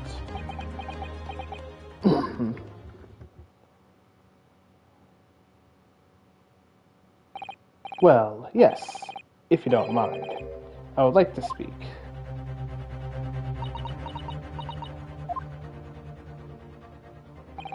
The lady is right. Our country's police practices are not as modern as those used in Great Britain. Which is why I, Satoru Hozanaka, always strive to make every investigation I'm involved in flawless. What do you really mean by that? I'll tell you what I mean. I won't have evidence lacking on my watch. I'm not afraid to take everything I can from the scene of the crime. Observing evidence, you see. I don't care if they call me the crime scene thief. I'm not ashamed of what I've done. Dude, are you good? A crime scene thief? Well, it looks like the lady's remarks touched a nerve there. Take this, for example. This is a bottle of carbonated water that I took to the victim's table on the day in question. And yes, it lost all of its fizz. There you go. Oh my goodness, my brain's not having a good day. But let me reread that again. And yes, it's lost all of its fizz. Have been opened 3 days ago. But it was carbonated water. I don't care what anyone says. Yes, there's some left in the bottle. I can see it. One day, our police force will be among the best in the world. Time is coming. I guarantee it.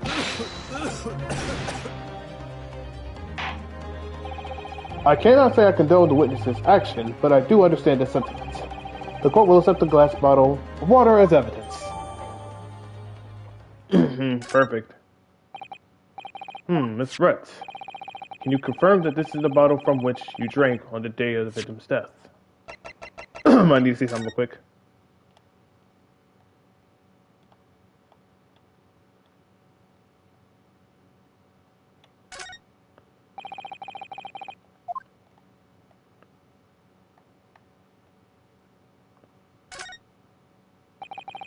This is the carbonated water that was last drank by Mr. Wilson ever had. Looks like there's still left in the bottle, although it's just plain water for now. You know, I've been sweating so much, I'm absolutely parched. I'll just have a sip of this to keep me going. No, Renosuke, you can't do that. For one thing, that's evidence. You can't go drinking evidence. Oh no, you're right. We don't know what might be inside, do we? You never cease to amaze me, Renosuke. In more ways than one. I wonder, could there be anything in this water? What's the matter? She's gone quiet all of a sudden. I think I might have just worked something out. An interesting possibility. The label here is written for a language that I don't recognize. Do you know what this says, Kazuma? I think it's French. This must be a very expensive water. Yes, but what does it say? That's what I'm asking. To go to France and ask. You could have just said that. You don't know.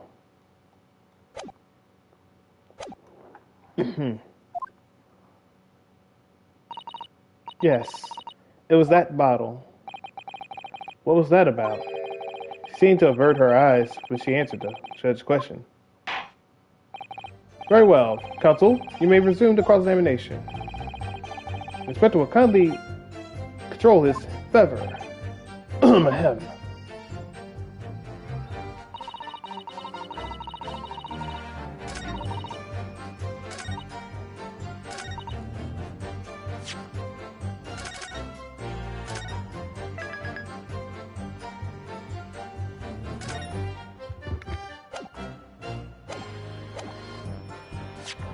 You are cooked.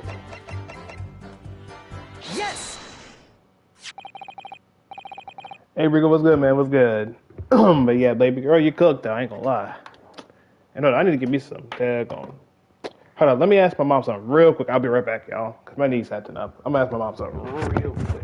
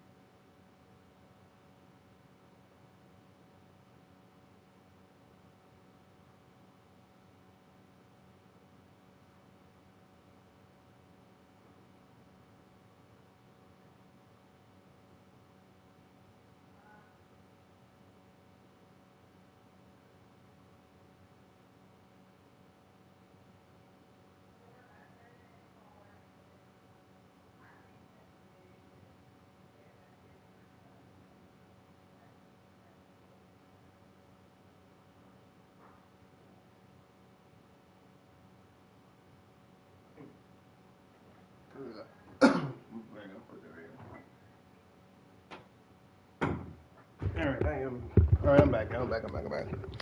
Oh yeah, Rico, me and what you call it? Couch did some match though. Mainly though. I don't know if you had left or you went to sleep or not though, but yeah, I know we did some games, so. Alright, now let me cook with this voice acting, because this voice acting is gonna get me cooked anyway. Alright, let me lock in. What is this? A bottle of water? Okay, I had to feel you had to sleep though. I was trying to play that random dragon deck. That deck was getting me bricked up and all that stuff. Like, I mean, literally, it kept breaking the entire time. I said, I'm switched to another deck. And what deck did I switch to?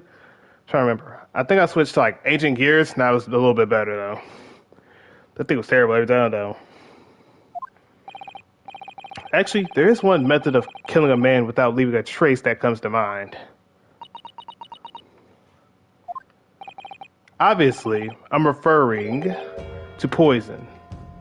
I just learned I'm getting paid tomorrow, so I'm gonna be up tomorrow super late building new decks. Hey, go for it, go fight, pop off, king, pop off. You know what I'm saying? Look, I'm gonna be cooking regardless. You know what I'm saying? I'm gonna be doing my thing. Poisoned. On the day of his death, we know that Dr. Wilson drank from this bottle of carbonated water. That's fair. Could this be that there was poison inside it? Wait, bro, hold up. Inspector Hazunaga, did you not even inspect the bottle to see if there was any poison in it? Dude, there's 5 reasons why you suck. You are not an inspector, bro. You was a victim. And a bystander every time. Like, dang. Saturday, I want to do some rivals, and me and Cal just taking a shot. Hey, go for it. Pop off, okay, blah, blah. Because I know I got to do rivals today anyway, so I'm vibing with that, regardless. Whenever it's like 7, wait, is it 7 or 8? Let me see. Did I say 7 or 8? Let me check. Did I say 7 or 8 on my side? Did I say 7 or 8 on my side?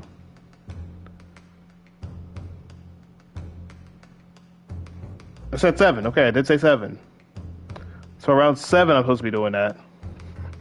Hopefully before this time, I'll finish this before anything else. But it could have been something from the glass, though.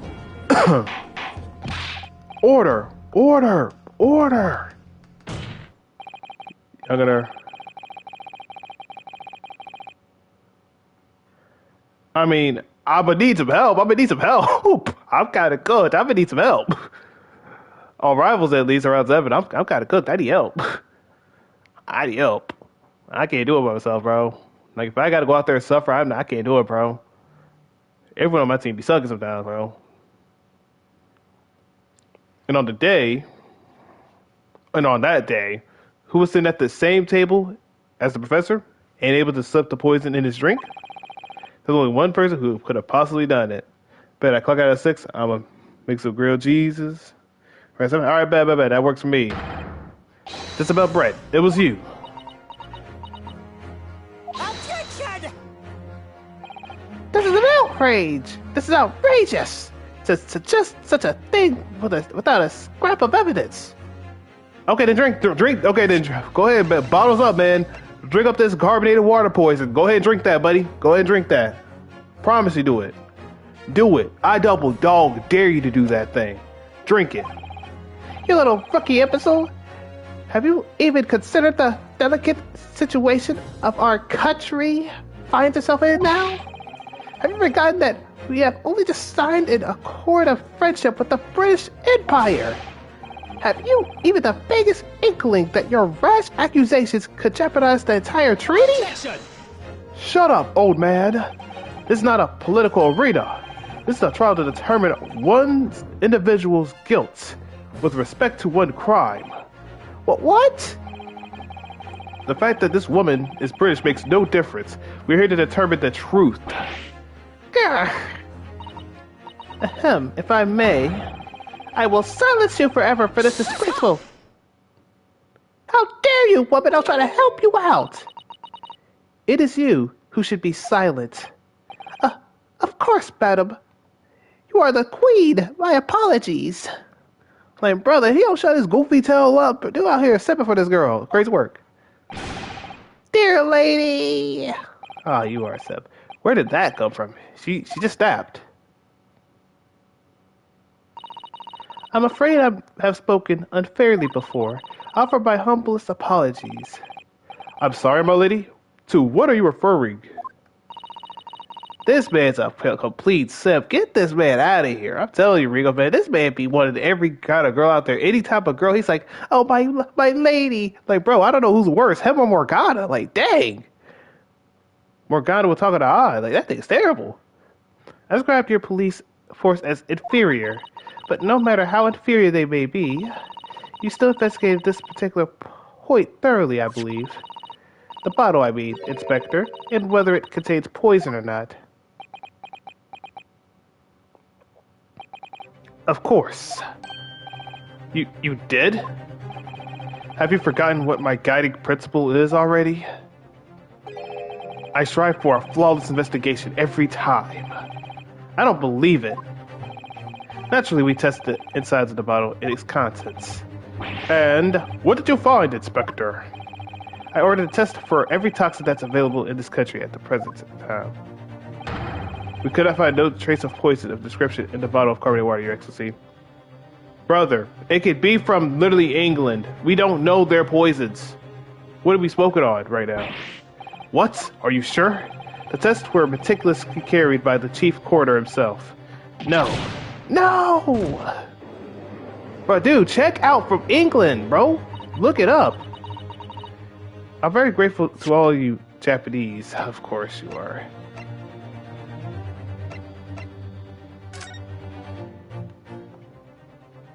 I promise you, let there be some evidence out here that I can do. Oh, actually, maybe that dude might help us out.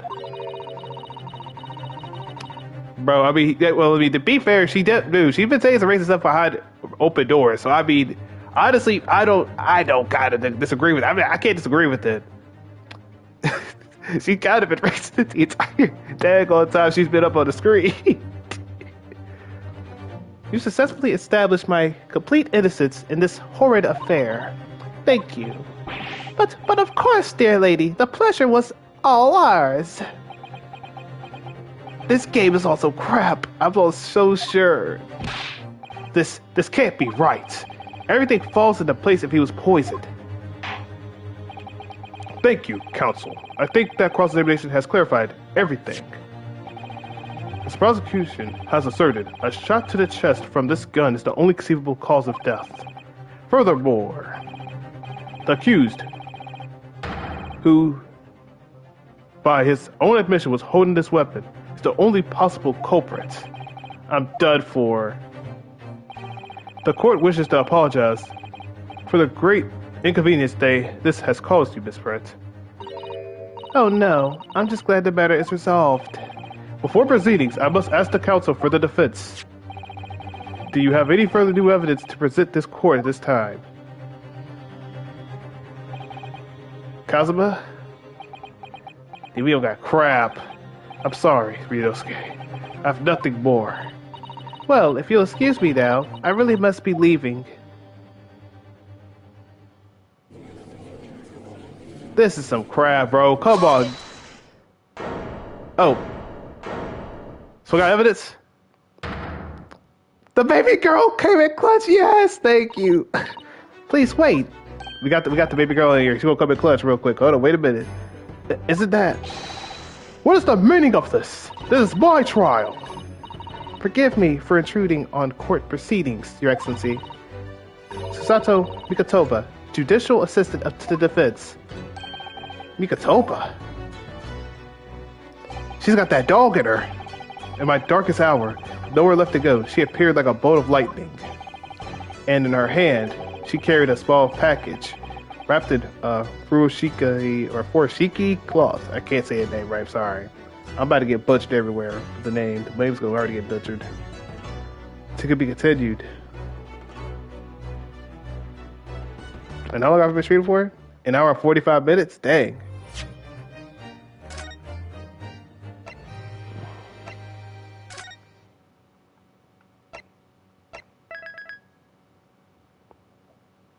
This case is already gonna get me cooked.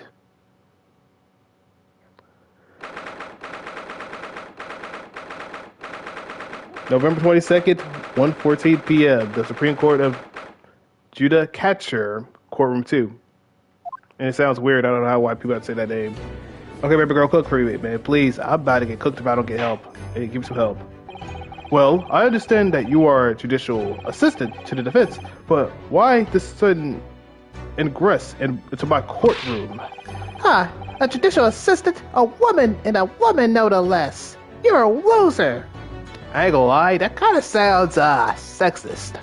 But what do I say to that? I don't say nothing to that. You got it, bro. You got it, bro. Every girl out there, shame him. Like, that's crazy work. That's crazy work. The rules state that females are not permitted in this court of law other than to testify. So get out of here. Yes, I fully understand. I ask only for 5 minutes of time. I have some vital evidence that I must hand over to the defense. Ah, you're too late, little girl. The trial has already been concluded. 5 minutes. I will not allow a moment more. But, Your Excellency, you keep giving them free Mickey victories. I am most grateful.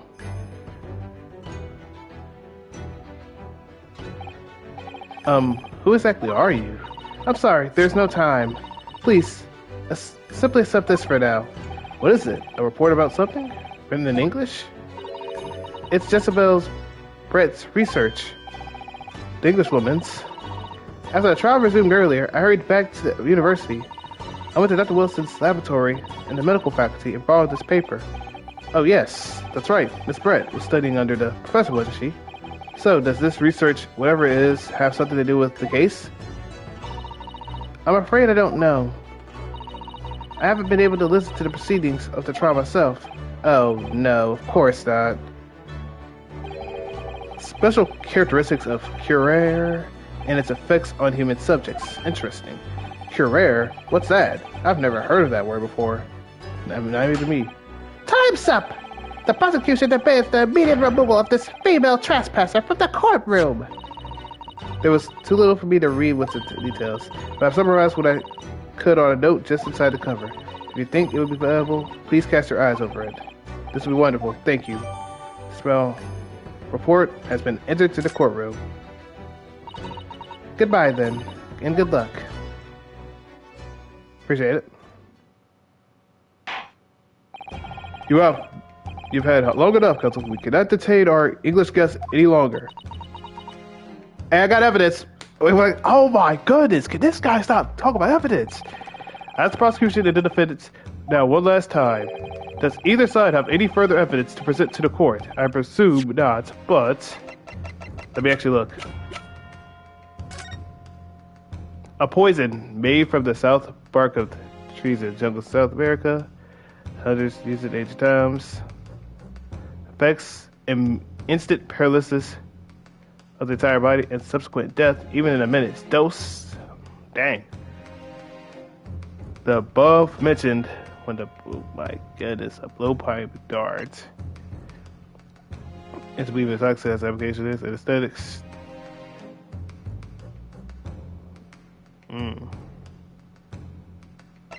Hey, got evidence. Congratulations. We got it. The prosecution has made its case convincingly enough already. Nothing more to add, Your Excellency. Yodosuke, we're out of options here.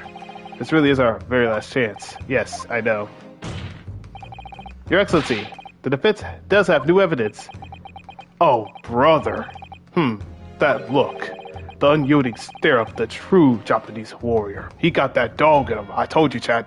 He's built like that. Well, Miss Brett. Yes, Your Excellency. If you wouldn't mind, perhaps you could grace us with your presence a little longer. It's a delightful invitation, but I'm afraid it's not so very long until at tea time. Forgive me, Miss Brett. It seems I wasn't clear. I realized it was phrased as a question. However, I must ask you to treat this as an order. I've said it many times before, but the Japanese language makes no sense. My apologies, dear lady. So, counsel, what is this new evidence that demands the court's attention? Obviously, this report. Miss Isabel Brett, if I understand that you were studying under Dr. Wilson at Hume University, doing research, I'm assuming. Research by sheer coincidence, perhaps, into a deadly poison. What? Poison? Where are you going with this, counsel? A toxin known as curare, Your Excellency. Even the slightest amount of this deadly poison entering the body leads to instantaneous death. What? What complete and utter nonsense? It's in this book. You want to read it? You want to read it? First, let's let him read it first. Let's let the judge read it first. A curare, you say? I've never heard of it. You wouldn't have done. What do you mean?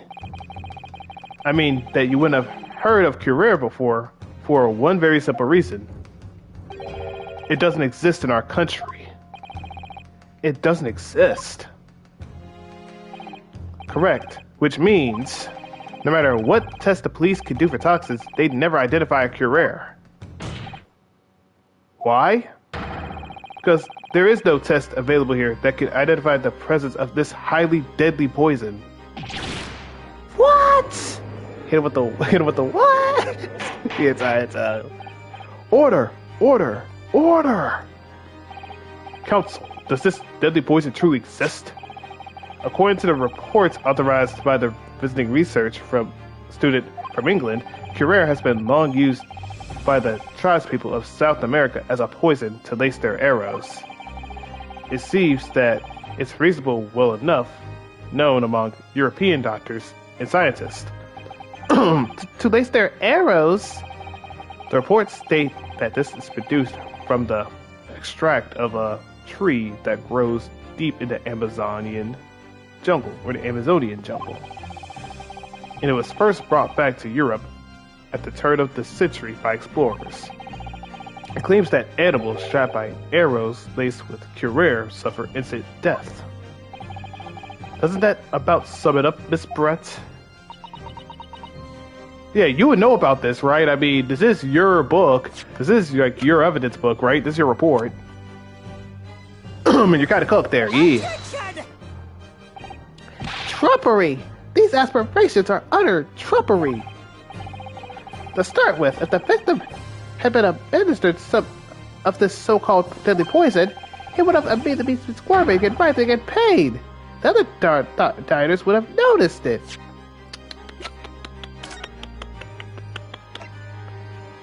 It's with that paralysis, it paralyzes you, and then you die.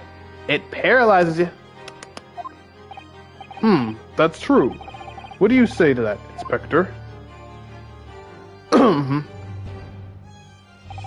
Obviously, I would have noticed a disturbance like that. I don't remember anything like that either. I didn't notice the professor being any kind of pain. According to this, however, it's the other way around. What do you mean, the other way around? The very fact the victim didn't show any visible sign of distress is evidence that Curer was used. Explain yourself, Counsel. The moment this toxin enters a person's body or a person's system, it causes instant paralysis. There you go. In other words, afflicted victims lose all their strength and are completely unable to move. Even if they're in total agony, there would be no visible signs of pain at all. How terrible. Obviously, if a man lost all strength in his muscles, he'd collapse on the floor. But with a chair under him for support, as Dr. Wilson did, the effects could go largely unnoticed. But I don't follow, Cosma. That's just paralysis. I thought the poison caused instant death. The full explanation is extremely unpleasant. The poison caused immediate paralysis, it said, leaving the victim unable to move. But after a short time, the paralysis is so severe, it causes the muscles that control respiration to fail. Respiration? In other words, the actual cause of death is suffocation. And all the while, the victim is conscious and aware, just unable to move. That's hideous! To the observer, it would almost look like the victim was slipping peacefully in his sleep. But for the victim himself, his final moments would be a living nightmare. That is the true nature of this deadly Curer poison.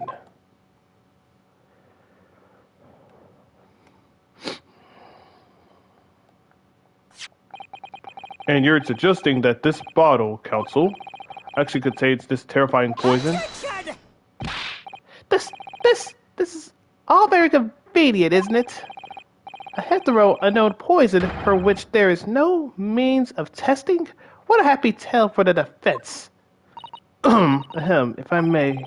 All these facts, you may think you're so clever, but let me talk some manners. Come on! It is you who must be taught. Oh, of course. Dear lady!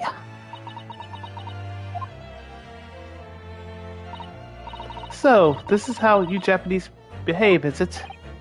What? You steal another's honest hard work and then announce the results as if you discovered them. I'm appalled. What a loathsome act. Then okay, let me ask you that. Whose book is this? It's mine. Oh, congratulations. Oh, so you knew about this poison, huh? You know about this poison, so that makes it even more better for us. Okay, then what else do you know about this poison? Yeah, I'll let him know. Yeah. Well, Miss Brett, the feeling is mutual. Whatever do you mean? Capitalizing on the unfortunate circumstance of an innocent man to frame him for a heinous crime? That's really a loathsome act. Wouldn't you agree? Attention! Enough of this! I, for one, refuse to accept it! The idea of a poison doesn't even exist in the great empire of Japan? It's breaking the rules! What's so funny? Oh, excuse me, Your Excellency. Yes, Miss Brett? May I borrow that bottle for a moment, please? Well, yes, I don't see why not?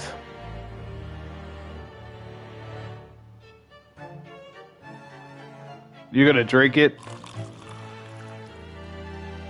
You're really gonna drink it? Don't get too big for your boots, you significant little island boys. Sorry? To an Englishwoman such as myself, this whole affair is farcical comedy. Your little police games and these foolish courtroom antics is laughable, really. But I'm getting bored of it all now. It's time for the games to end. Cheers.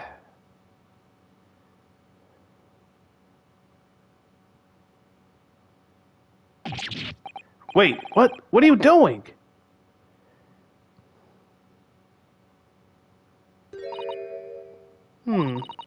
No sparkle left at all. How appropriate for this shabby affair.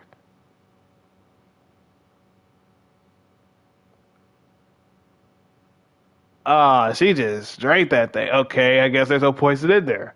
Or she must have swapped it off. I don't even know.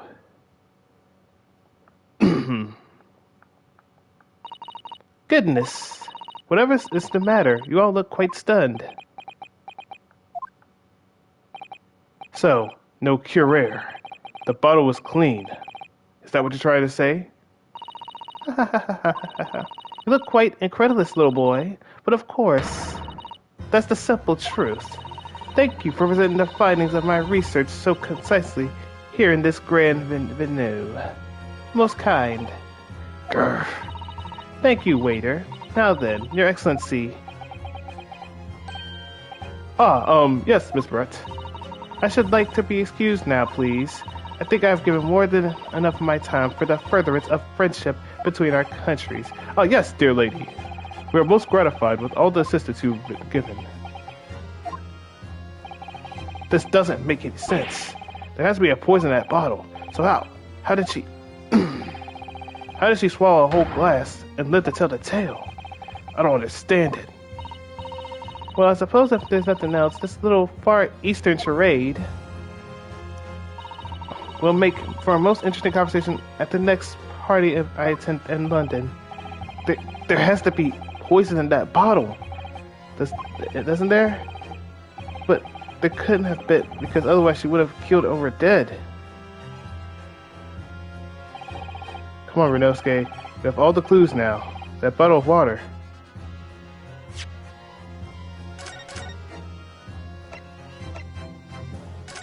This is gonna suck.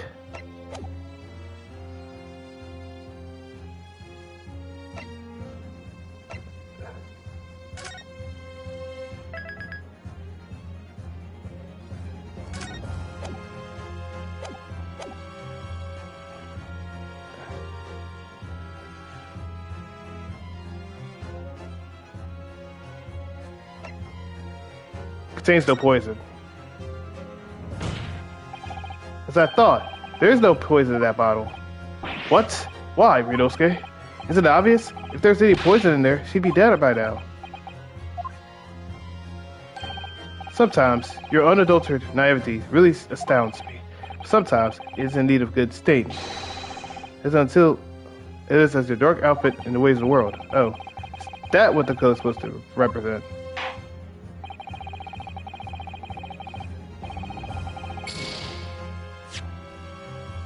Okay, so it was the bottle. I thought they were just kind of cap. Okay, so it contains poison. My bad. My apologies. The culprit did put Kira poison into Dr. Wilson's carbonated bottle. The defense refused to change its position. You're serious? Objection! Bull, are you blind? There's no possible way the bottle could contain poison. I mean, we just saw.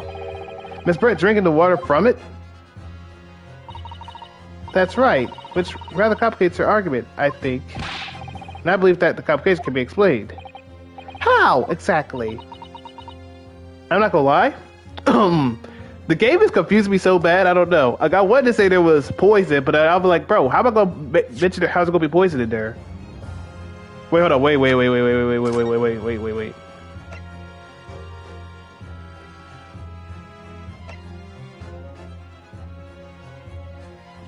Maybe she has like a high tolerance for it. I don't know. I don't know. We need to think through all the things that don't quite add up here, one by one. I'm sure the answer is evidence in the courtroom, where there has to be. I'm cooked. I'm cooked.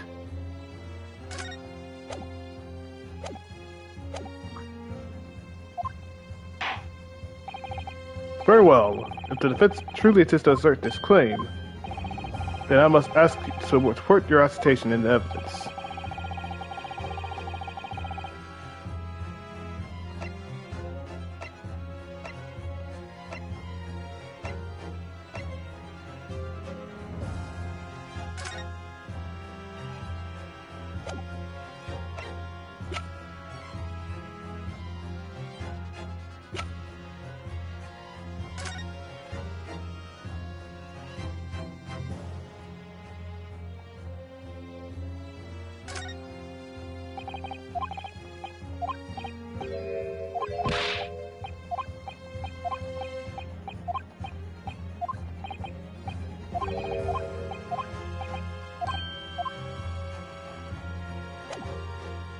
It's either this or it's gotta be one of those things. Yes! I don't know. It's either the defense, or should I say, the wretched accused. It's the only one with real source of complication in this case.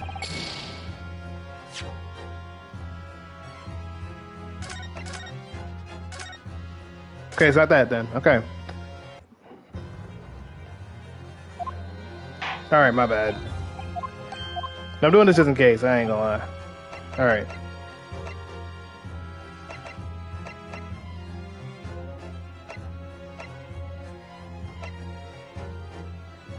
Maybe it's the handbag. Maybe it's the handbag. Maybe it's the handbag, I guess. Yes! Okay, I'm cooked. I'm cooked. Of course, I'm cooked. I'm cooked. Let's see. You're making this complication more than it already complicated needs to be. Alright, I'll do my best to find an answer that fits the fact.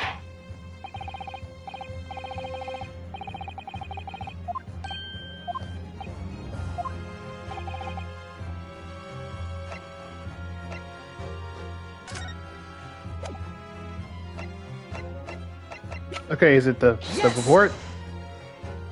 Okay, so it was the report. Okay, so it was the report. I really messed myself up. It was really the report.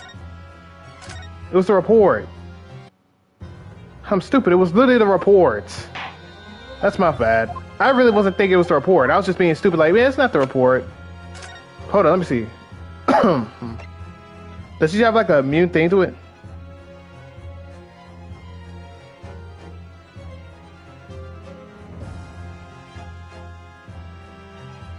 Oh, the route of entry. I'm stupid. They have to have a wound. They have to have a wound. Okay, they have to have a wound. I'm stupid. That's my bad. Yes. I didn't see that other part. My bad. They have to have a wound. My bad. I apologize. To answer this riddle, it's right here in Miss Brett's own research report. Attention! That's not a valid explanation. No? After all, we don't speak English. That report is utter gibberish. This impudent young scoundrel is trying to ridicule the court, Your Excellency. I'm not trying to ridicule anyone. Honest. I'm just reading Sato-san's notes. I concur. This report is too extensive to be considered by its entirety by the court. You will direct us to the pertinent section. What section of the report is revealed? Glad I can read. Look at it from here. Okay, it's the special characteristics. My apologies. It's the special characteristics, sir. I probably would have picked the better one regardless, but yeah. We've been hearing a lot about the Curer poison. And it's left me curious about something. Oh, Counsel? Well, it sounds as though the indigenous hunters have been using this poison for years and years. Place the heads of the arrows that they shoot at whatever their prey they're hunting. So we've been led to believe, yes. And the point of hunting is to catch prey to eat. Get to the point, please. But what if they use the laced arrows?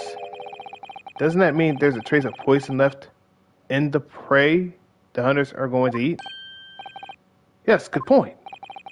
So surely the hunters wouldn't want to eat their prey, would they?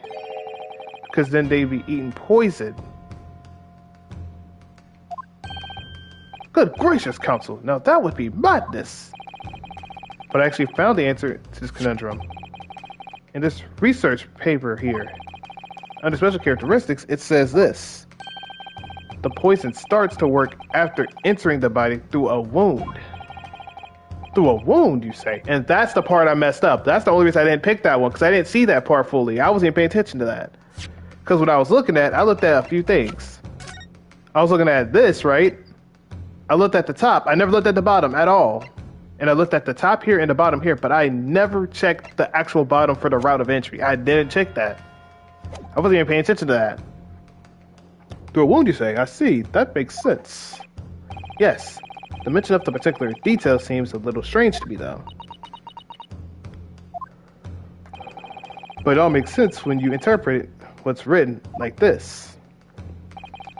When Curer enters the body through an open wound, it has a terrifying poisonous effect, however. When it's entered the body via the mouth, it has no poisonous effect whatsoever. What? Miss Brett, you authored this research. You knew the Curer's special characteristics, and you knew. That's why you can make a spectacle of drinking the water without any danger to yourself. You meddling little rapscallion! Well, Ryunosuke, it turns out you're an even better lawyer than I thought you'd be. Really? Me? A lawyer? Attention! Oh, all this poison talk is fascinating, I'm sure. But I fail to see how this possibly... Ow! So, the ill-bred little pup has a new toy to play with. Some fact he reads in a book. But I'm afraid the knowledge doesn't suit you, little boy. It only makes you look silly. What are you trying to imply or say? Your schoolboyish logic has a fatal flaw. The schoolboyish flaw? It seems that your brain has managed to deduce Curer is safe to ingest. It seems likely that its effects are neutralized by the acidic nature of the gastric succus. Oh, yes, well, of course. Gastric suckers? What are they? So, if this lethal poison is completely harmless when drunk, the professor wouldn't have died when he swallowed it, would he? Yeah, but you could still hit his wound that's right there. Ah, that's right! Good gracious! That's basic science. Science that even a schoolboy should be able to understand, no? You could hit his arm with it, though, his wrist. Order! Order in the court! Order! The logic holds. If the lady and the professor drank the same poison, they would be affected in the same way. Are you trying to suggest that? Yes, this Curare poison is completely irrelevant to the case on trial. That's right. Surely even a little cockroach like you can understand something as simple as that.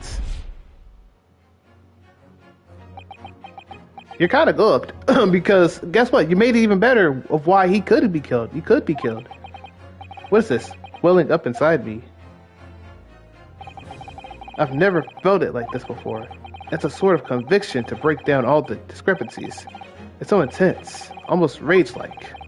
And more than anything else, it's an animalistic desire to take down my prey. Objection! What the? I don't think so, Miss Jezebel, Brett. How dare you use that tone with me? You know very well that there's no fatal flaw here. You know exactly why, even though both of you were victims of the same poison. You are alive, but Dr. Wilson isn't. Counsel, I'm sure I don't need to remind you. You must provide compelling evidence. I already got the evidence. We already talked about it. So let's go back to reality then with it. As we know, this poison is completely harmless when ingested. Why would Dr. Wilson alone? Because he has that thing on his wrist, and that's a wound.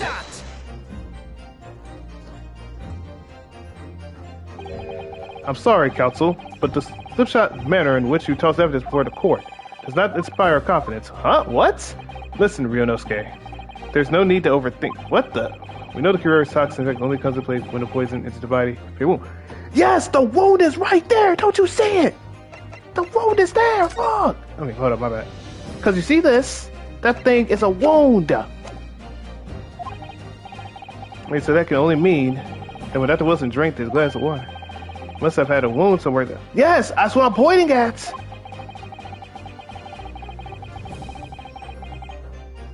Oh, inside his mouth. Oh, the oral thing. Oh, the oral thing. I'm stupid.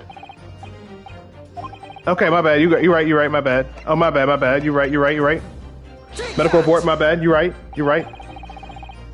That's fair. My bad. All right. As Miss Brett so readily pointed out, she drank the same water as the professor. And that's fair. But he had that oral surgery. I forgot about that.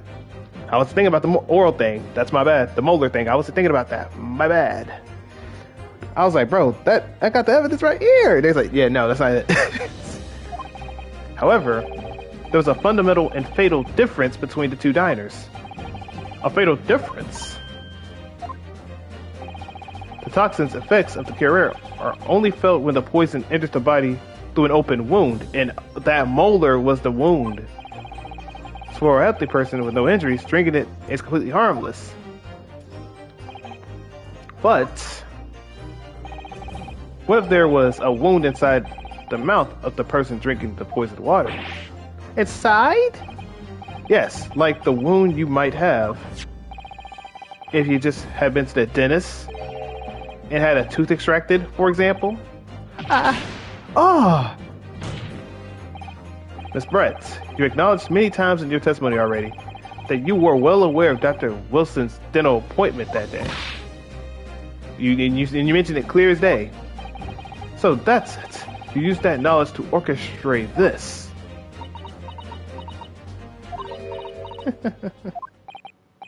Is she laughing? I don't like to repeat myself, but honestly I can't resist. This childish courtroom games and your half-baked arguments are also puerile. What? What do you mean? Don't you worry, little schoolboy. You'll find out soon enough.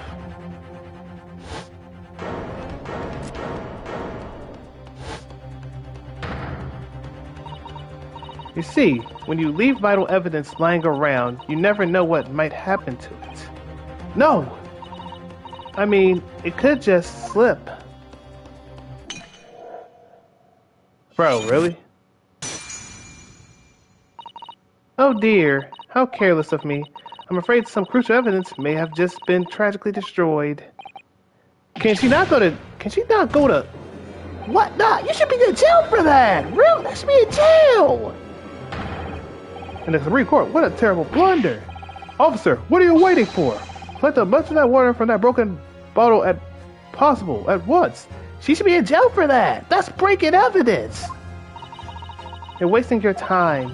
This delightful carpet under my feet here was a gift from the British Empire. I assure you, it will soak up the water beautifully.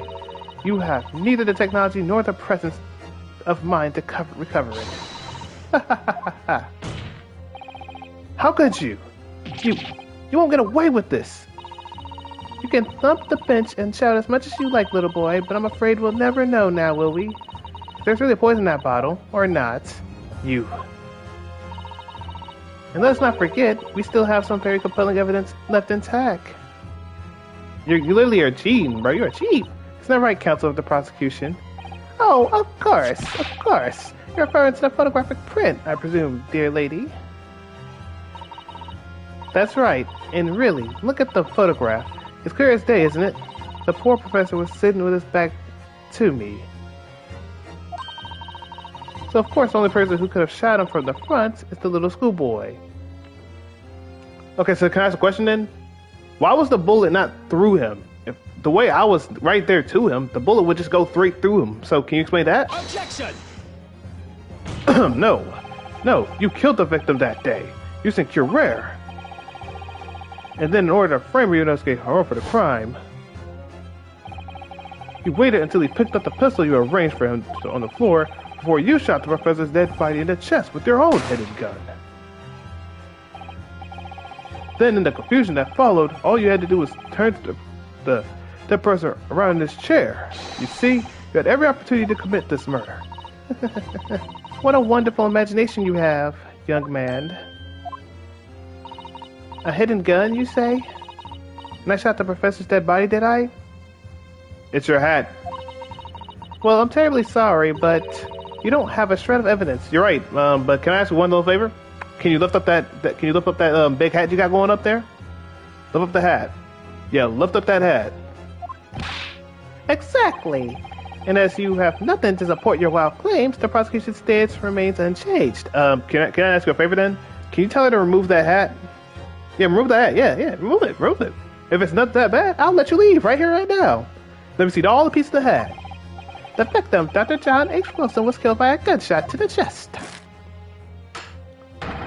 Delivered in cold blood by the accused, Ryunosuke Naruhodo. This is unbelievable. How could this be happening? We had her. But now, is she really gonna get away with it? The way she destroyed evidence was obscene. Exactly. Why is that fair? She should be out of here. She should be in jail by now. Ryunosuke, yes, we've come this far, but now you're the only one who can finish it. What? What do you mean? We've lost a vital piece of evidence. It's true. So if there's any clues left for us to use now, they must be in your head. In my head? You told me before that your power of observation were the one thing you could really depend on. Well, yes, that's true. But I didn't manage to notice that woman was a foreigner with a swan on her head. So think back again. Remember every last bit of detail about the scene that day. Everything you saw, everything you felt, every color, every smell. What I saw, what I felt, every color.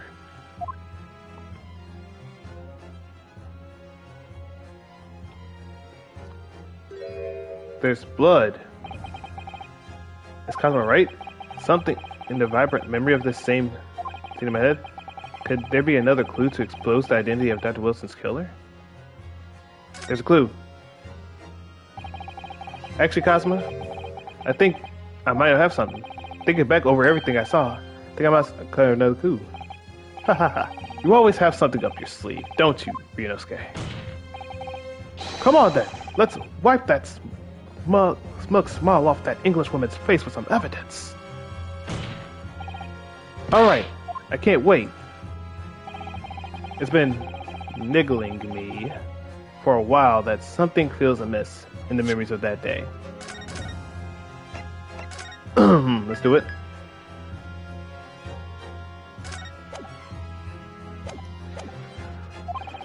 Whatever it is could be the key to arriving at the truth about this, all about this. Somewhere here, the clue that shows Dr. Wilson's real kill. It must have been. Take that! Inspector Hosonaga, answer me this. Yes. What is it? He's still miles away, probably thinking about that bottle being smashed. As you said a number of times now, you strive for perfection in your investigations, don't you? Absolutely. I wonder, therefore, if perhaps you took anything else from the scene of the crime? Like, for instance, the plate of steak you took to the victim's table that day? Wait a minute. Where are you going with this? Where are you going with this, little boy? It's just a memory that's been troubling me. What memory? I saw the scene shown in photographic print with my own eyes that day. And I saw that on the wooden base of the plate that the steak was served on was spattering of blood. What? Oh, really? And what of it? Obviously, that must have happened when you shot the professor. No, that can't be the case. Take a good look at the photograph and the relative position of everything there. The plate of steak was almost directly behind the victim. If I'm supposed to have shot Dr. Wilson from the chest, from the front, there's no way the blood of the victim could have ended up directly behind them. Ah! Yes. For blood to have made on the plate, it would imply that the plate was behind the victim and the shooter. Which means the shooter must have been sitting opposite from the professor, as you were. Jezebel Brett! I beg your pardon? This is beyond ridiculous. Fabricated nonsense. Is the court seriously expected to believe something the accused has apparently just remembered seeing? This is crap. They're giving him plot armor. This ain't fair. Hold it! Oh, he's talking. Let him talk. This could be the moment that my entire career in the police force has been leading to. Inspector, you mean... Yes, I took the plate, in the interest of preserving evidence from the scene of the crime. Oh, brother, can you stop preserving evidence? I took it. Beat it all. I don't care if they call me a crime scene thief because of it. You already did it twice, like, I don't think it's any different. You did what? I took the steak that you had been eating, Miss Brett. I took the steak that the sergeant had been eating. And I did it all in the name of justice. Then we can find out for sure whether or not that there's a blood stain on Miss Brett's plate. We must examine it now. Inspector, the court wishes to examine the plate from the victim's table immediately. Yes, sir. I got him, guys. Let me see it. Sorry for the delay. Here is what you ordered. The steak. Well, what about the blood? Is there blood on it? Of course there isn't. Quickly, Inspector. The blood, man. Show the court. Of course. Examine the plate at your leisure.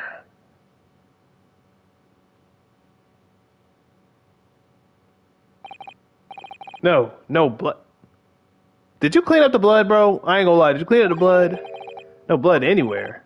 But no. That's impossible. Come on. I know I saw it. I'm sure of it. He didn't show the other part of it. It was right there behind the professor. It was the blood on the side of the plate. What an unbecoming expression, little boy. You see, this is why I always say you can't trust what the Japanese tell you. Oh, wow, we're just being racist. Okay, I see how it is, Miss Brett. I see how it is. Tisk, I couldn't agree more in the case of this disgrace of the Empire. I believe we may have finally reached a conclusion in this trial. Let's hope so. Let's pretend attempt at the courtroom proceedings is painful to watch. I do promise to do my best to forget all that happened when it's over. This sorry-looking steak here reveals the facts all too clearly. If the sorry-looking accused wishes to examine it again, please, my guest. Was the plate I saw, or I thought I saw, just a figment of my imagination? Oh, nope, let me check that steak. According to my calculations, let me check that steak. Move that steak up.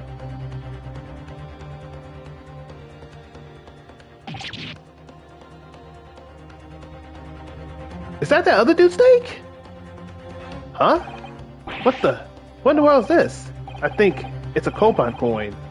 The hallmark part for the Hoy family, I believe.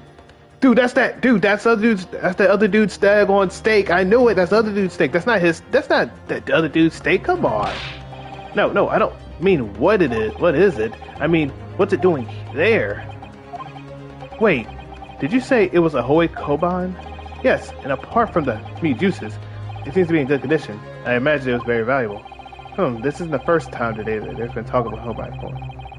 I've heard pearls before swine, but I've never heard of bullion on bullion. I don't think you ever will again. This is extraordinary, though. This means I certainly never expected to find a precious coin underneath this big cut of meat. And it's from the Hoy family too. Okay, it makes it quite valuable. It's well marinated with the juices as well. Look. What, are you thinking of eating it? No. But the next time I order a steak in an expensive restaurant, one thing's for sure. Heart's going to be racing as I lift the meat and peer underneath for a prize. I think you might have the wrong end of the stick to worry about this one, okay? Combine coin underneath the steak. There's only one logical explanation. Yep, it's that dude's steak.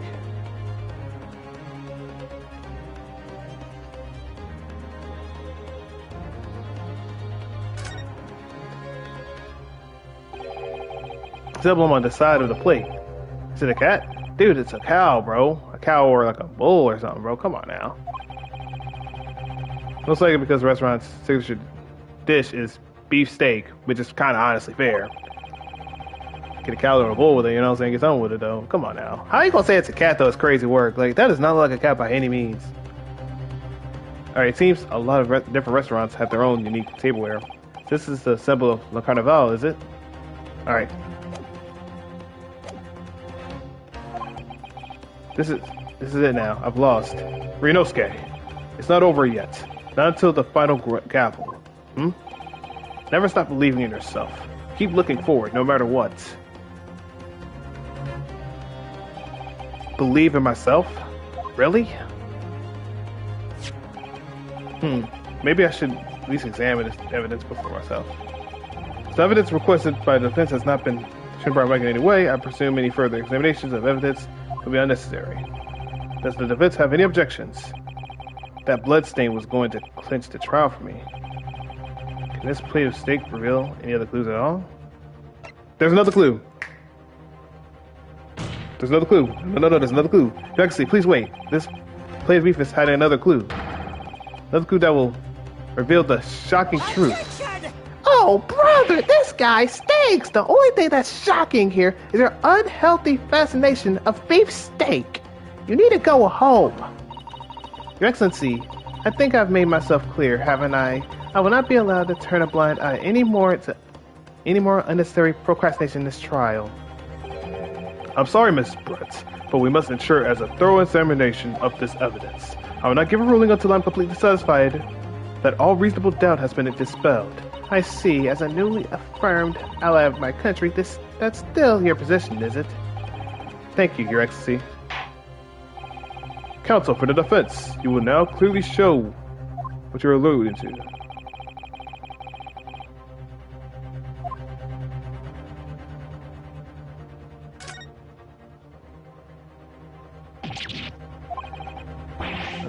What in the world is this? I think... we already know. I already know.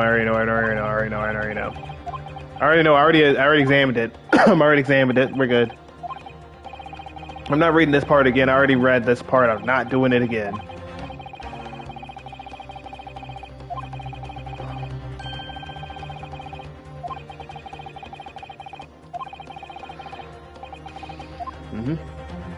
Got it! Let's go. Good gracious. That's a Koban. What on earth? A Hoei era one at that. Miss Bretz, this is in fact the beefsteak that you ordered at the restaurant in the question, is it? Tell me, why is there an old coin seemingly hidden underneath the meat? Shut up! What a ridiculous question. How should I know? I've never seen that thing before in my life. I don't know what that is, but I want no part of it. Attention! I want to see how this is relevant. A coin under the meat? Do you know why? Because it's not hers, it's someone else's. And it's the man right here. It's this guy's right here. Cause he lost a coin. Congratulations. I rest my case, Your Honor. Like, she's cooked. This guy got the wrong evidence. This man is stupid. Hold up. But yeah, I rest my case though. Jezebel, you're kind of cooked. I like how John H. Wilson's just out here like, I don't mind my business. Dilly-dally, like you better get cooked up tonight. That could simply have been a careless mistake by the chef in the moment of destruction. Attention! No. Don't be absurd. We're supposed to believe that this happened by coincidence in the kitchen in an accident? Get out of here.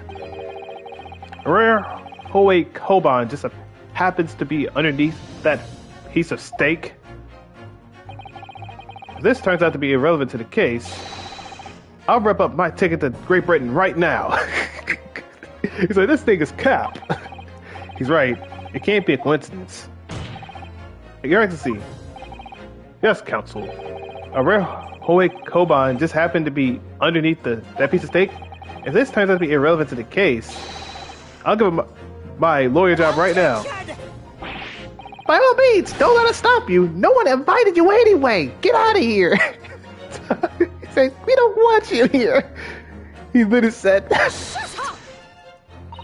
perhaps, a little boy, you should realize that it is you who is irrelevant. Even though I'm the one on trial here. The point is essential that we ask the owner of this coin if he explained what it's doing under the steak. The owner? Yes, it's obvious. There's only one person who it belongs to. The owner of the Koban that was underneath the beefsteak was our beloved, Kurokota. Take that! Give me that. Obviously, it can only be the antiques dealer and owner of Rasute, Kurio Korekuta-san. That's in Mr. Cucumber something? Honestly, these ridiculous Japanese names are quite unfathomable. Oh yes. The old man who testified earlier alongside the military sergeant, correct? Yes, Your Excellency. I remember him saying that he was up to something with his Koban coin when it happened. As exactly the moment that the gun was fired. The gunshot interests me not. I was far too busy on the floor. Too busy on the floor? Sorry. What were you doing? Hunting for treasure. Indeed, the Hoei era Koban, my prized coin. And that was his. Then this Hoei era Koban, do you tell me that that's right? That's straight up his, that's his thing. He got the wrong one. Attention! No, please, why would Kurokota-san Koban be sandwiched between the victim's beefsteak and its plate? It makes no sense. Which is why I'm asking to bring Kurokota-san back to the witness stand so we can ask him. Officer, bring both witnesses that testified earlier back in here immediately, without a moment's delay. And let her stay on the side. Don't let her leave though. She's still in the. She ain't in the clear. Can't believe we come back round to that pair again. But I have a hunch, a strong hunch, that if we chase down the real significance of this Koban, we'll find that as a key element in this case.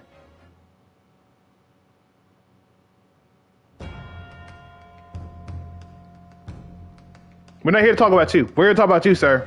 Yeah, we talking about you, old man. Let me need you. What's this all about? Why have I been called up again? Don't you realize it's dinner time for my little baby Adio? Adio? When my son's belly is empty, he's fiercer than a pack of wolves. Exploited by the police, we were, like miserable dogs, forced to bear false witness. And when cast from this court myself, I became ruined man in a trice, a worthless, withered antique. Hey, Corkelto, I think you might want to shush right now. I'm gonna give you some good stuff real quick. This coin right here is yours, right? You're like, oh yeah, that's my coin, I need it. Nothing more I have to say. The sun has set on this rusty shop owner's existence.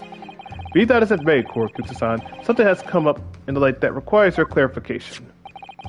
As far as your Rosé memory serves, have you ever... Wah! That's it, yes! That's it! That's the one! The very exact one that is... The resplendent, splendiferous, whole-way treasure that my rusty bones managed to misplace that fateful day. It can't be!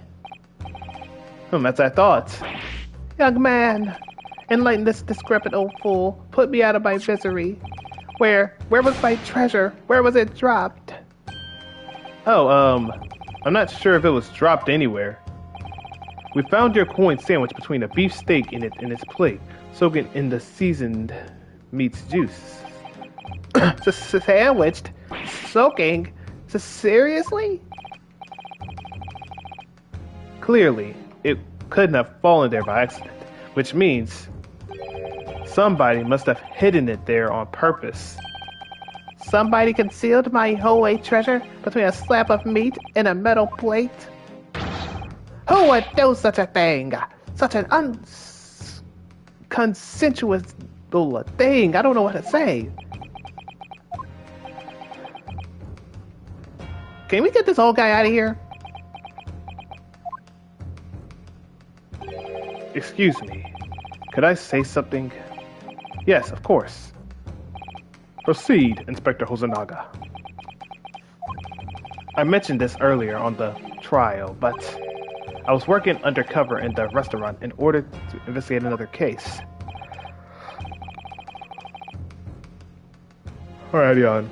Ah, yes, that's right. The secret undercover operation.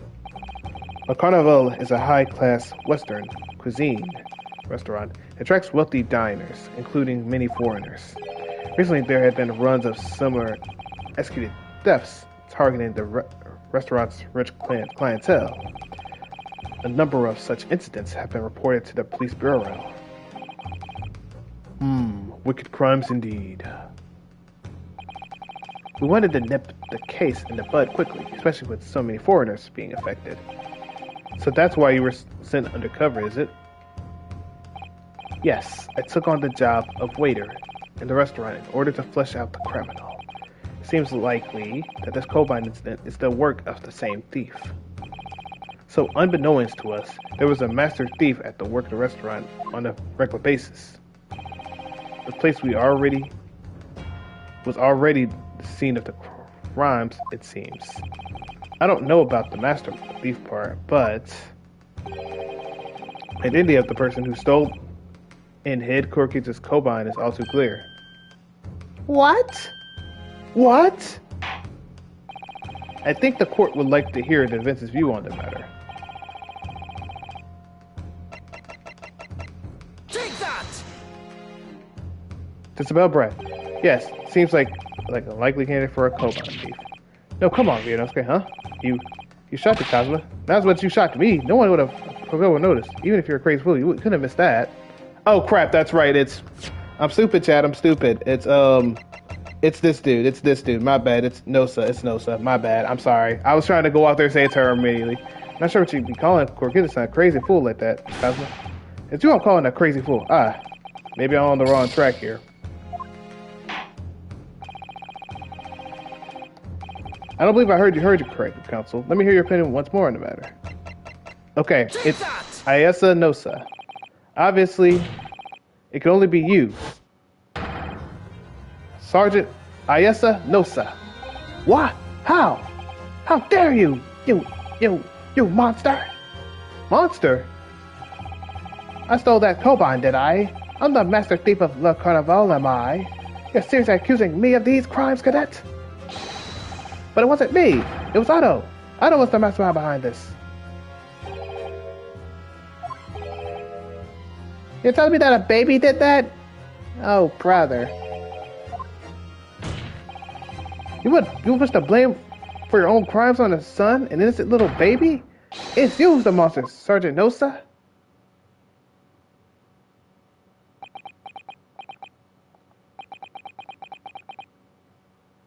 You.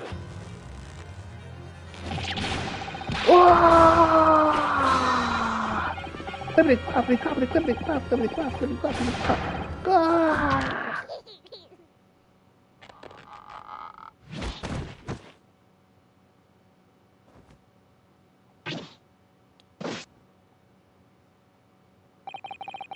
Nippon Emperor Army Sergeant Ayasa Nosa, preparing to stand down in the Supreme Court, sir.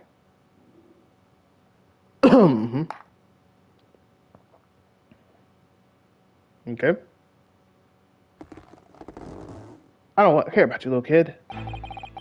Do any of you know of the extraordinarily low wages that the Nippon Emperor Army pays that it expects to keep our country safe? I understand that the temporary increase in taxation owing to the recently ended conflicts remain in places. And I've heard it's hard for low-ranking officers or soldiers to make a living, yes. All I want is to put a hot meal on the table for my son. That's why you were stealing things at the restaurant?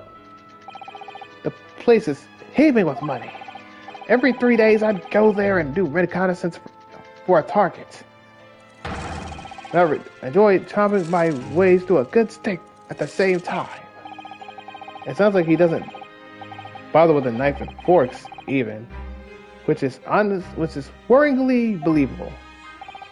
And your target that day was the old man in his Cobine. Yes, sir. He was an easy mark. I slipped the coin into my pocket without any trouble at all.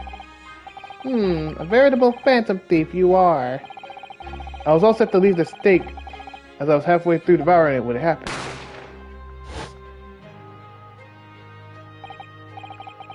Yes, when the professor was shot, I knew that if the police conducted a search and found the coin in my pocket, I'd be finished. Ideo too. So I hid the incriminating evidence as fast as I could, on the double. I slipped it under the steak, hoping that I'd be able to rendezvous with it again at a later date.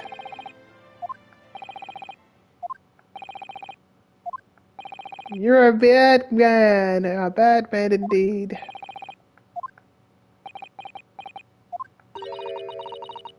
This is ridiculous. Perhaps you could carry on with this absurd prattling in your own time. Well, Miss Brett?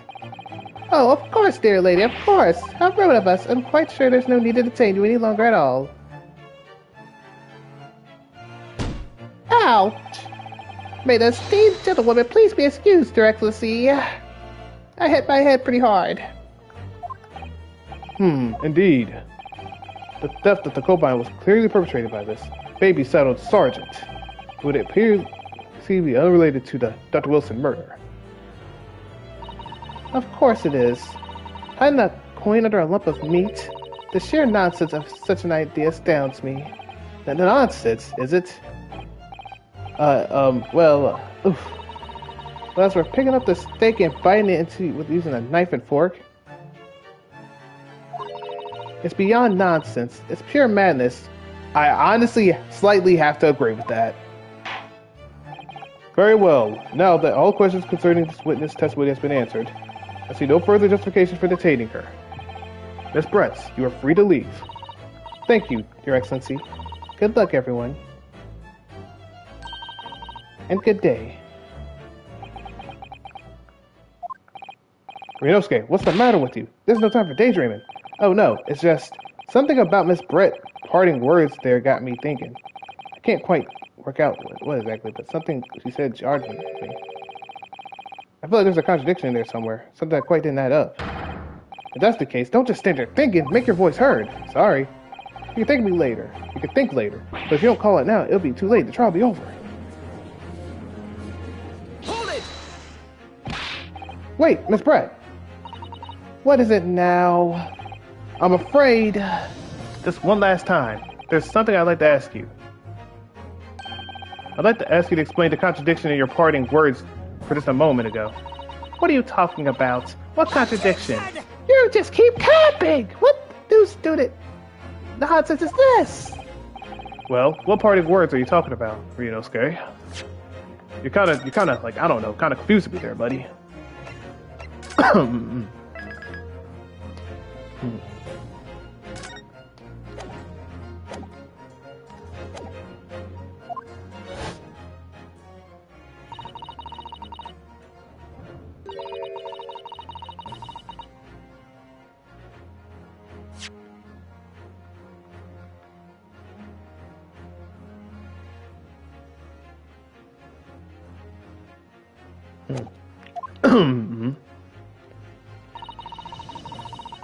Yeah, I already read that.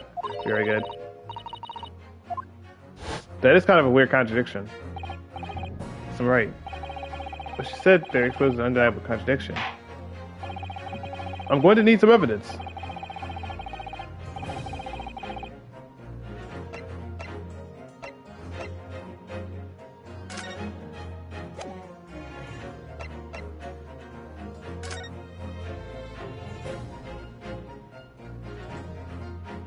Would it be like hiding the glass?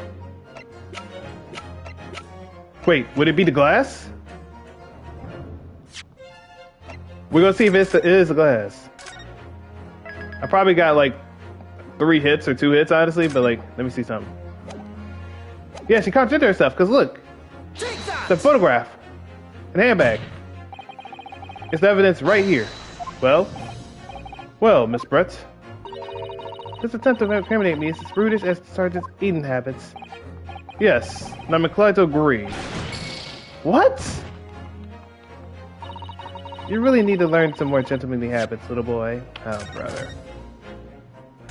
I thought I was gonna say that because, like, she did that other thing, but, Alright, that's my bad, though.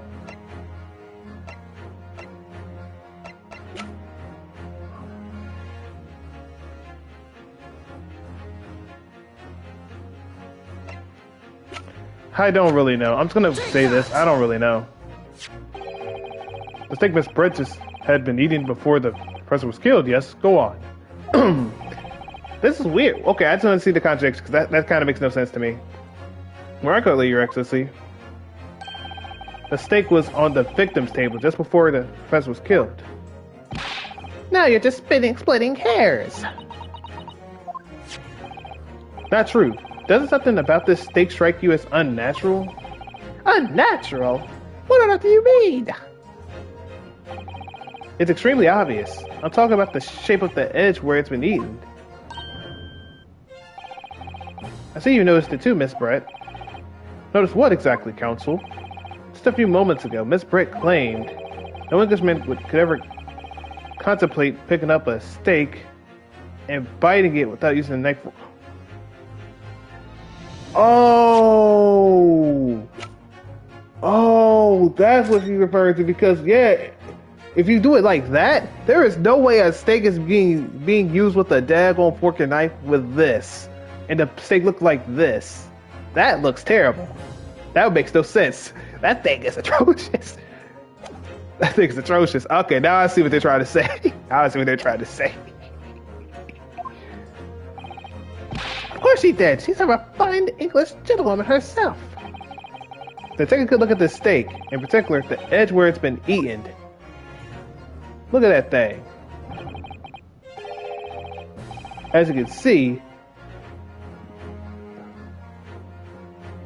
there are clearly defined barbaric teeth marks there. Ah! Oh. Dang, you kind of cooked. Looks like Miss Brett has realized something. So, if the witness, as she claims, would contemplate eat anything without a knife or a fork, then there shouldn't be teeth marks in the steak at all. Attention! But what is your actual point? The rest of the life of Miss Brett was ravenously hungry. directly. No, shut up! Oh, whatever you say, dear lady. I said I really must be leaving now. Afternoon tea with the Minister of Justice cannot possibly wait any longer. Of course, of course. This will not be over the eye. Rest assured, I'm about to put this rookie in his place. Just leave everything to me. I've heard enough. You irritating little spectacleized samurai relic. Of course. Dear lady! Oh, brother, this guy's a pure simp. I'm sorry, he is. What's the matter, Miss Brett? Have we ruffled your feathers? Clearly, the witness knows what this means. She realized the catastrophic implications of the teeth marks I think we have for her.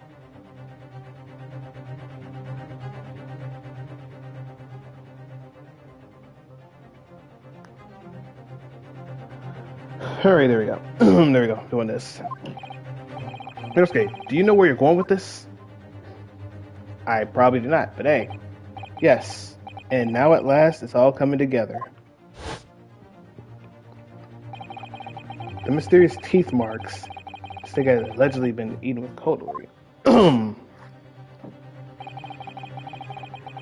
reasons why the bloodstains I saw somehow had some disappeared. And most importantly, the evidence that proves once and for all who shot Dr. Wilson that day. I accept that these teeth marks on this day are a little unnatural, as you put it, Counsel. But what exactly are you suggesting that tells us? Everything, Your Excellency. Everything? Yes, I believe that these barbaric teeth marks in the stake here amount to conclusive evidence in this case. Evidence that will prove beyond a doubt who shot Dr. Wilson.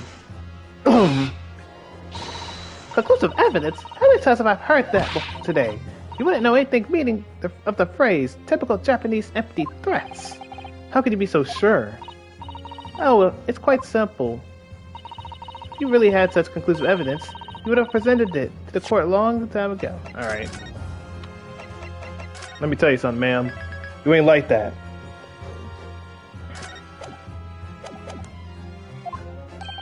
Actually, the evidence I'm talking about hasn't been brought before the court yet. Hasn't been? What? But just because it hasn't been shown yet, doesn't mean that the evidence does not exist. This is absurd. The trial has been running several hours already.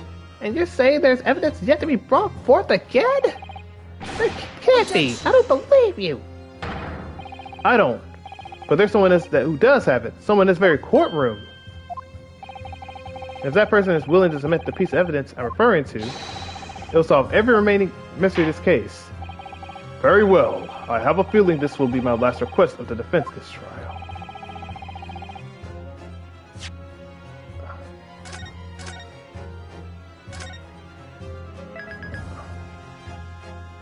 Oh my goodness.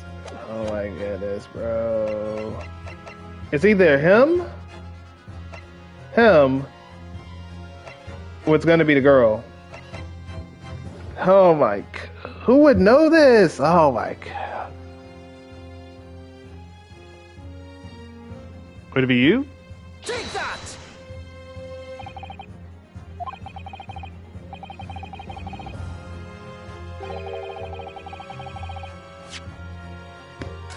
Okay then, okay, I guess it's the girl then. My apologies, I thought it was gonna be the thief, I don't know. Okay, my apologies. Take that! Okay, never mind, it's Hosenaga, I'm sorry. I'm sorry. Hosenaga, I'm gonna need you to give out the evidence, my goodness. Take that! Hosenaga, my apologies. Inspector Hosenaga, there we go, I'm sorry. I'm sorry, I thought maybe she just, did some random nonsense. See what that's on me? That's on me, though. I should have been smart and just thought it was Hosenaga. My apologies. What? I have it. Oh yeah, because you're the little waiter. Yes. You think I've been withholding conclusive evidence? That's ridiculous. More likely you are. I mean, Even though I kind of was thinking it was him because I was kind of thinking like he hid it behind the thing. He probably switched out the plates and stuff. That's what I thought he was going to do. That's what I was thinking it was Nosa because he was switching out the plates or something. I don't know. Switched out with the steak so we can get it later. But I can't say nothing about that one. The girl, I thought it was her because I thought they wanted me to say her or him. I didn't know. No. I'm not saying that.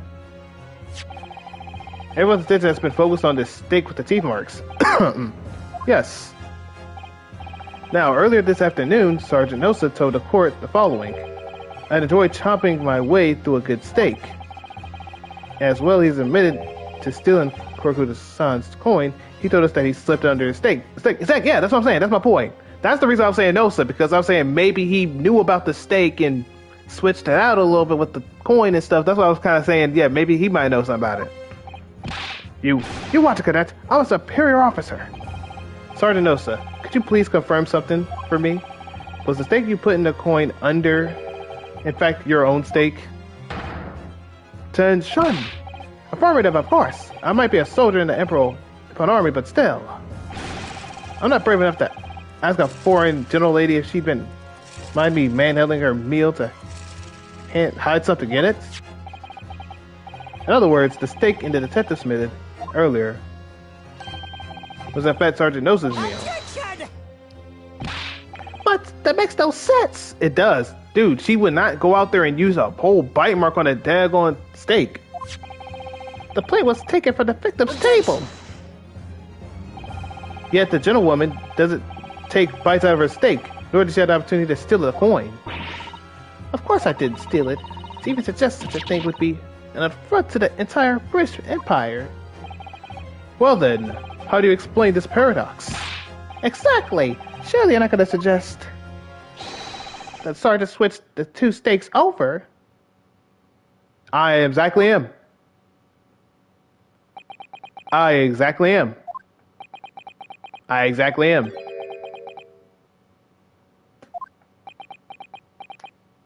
Archie, you gotta cook this up. You gotta cook this up.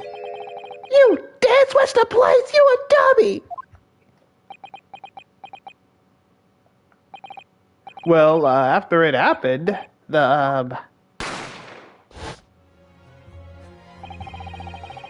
I saw the civilian had been murdered in front of my eyes like that, I panicked. I immediately lifted my steak and hid in the coin underneath, but then when the waiter announced he was under the policeman, I thought I had it. If he had decided to investigate my slab of meat, that'd be it. I began my marching orders. When the cadet here was arrested and taken off the kitchen, I seized my chance.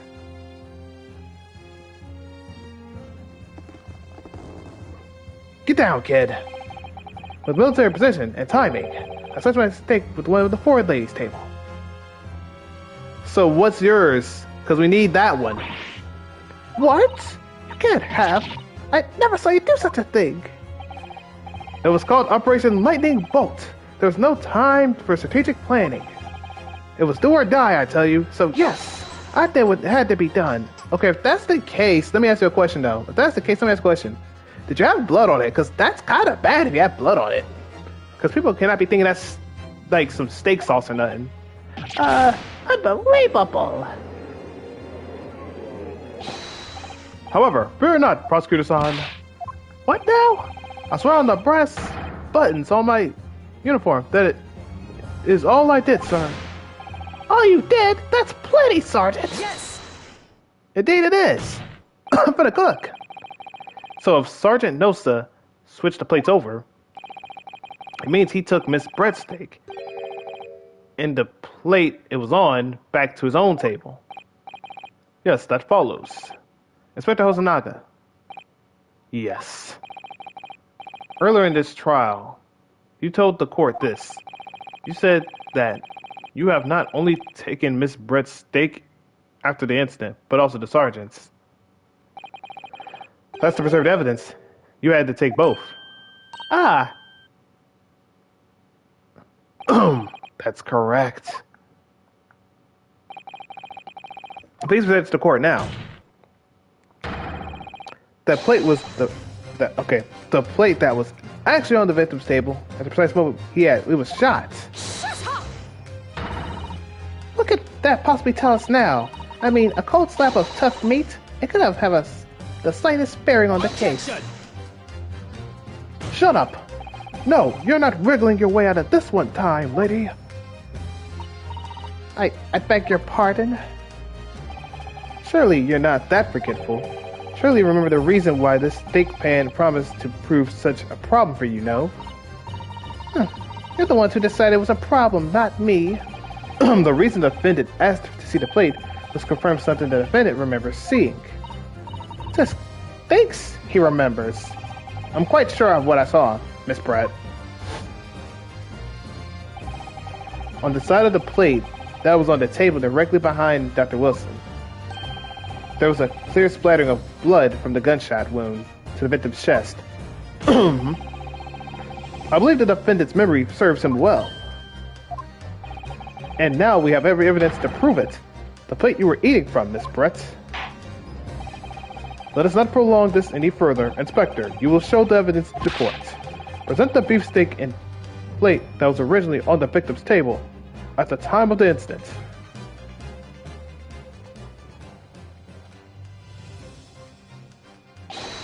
Yes, sir! And there's blood. Sorry for keeping you waiting. And there is blood. Here's the other steak in its plate. Please feel free to examine it. I already examined it. We got blood right there. Boom. Right there. Boom. The blood stain. It's clearly visible. Look. Yes! That's the one I'm talking about. Now this makes everything clear. The blood you can see on the other side of the plate shows that the moment of the victim was shot, he was facing the table with his back to me. In other words, it's impossible for Nora Holdison to have shot the victim. It can't be! In fact, there's only one other person who could have possibly have shot Dr. Wilson from the front. I'm sure everyone in the 90 knows who that person is. That's right. Miss Jezebel Brett. It's you!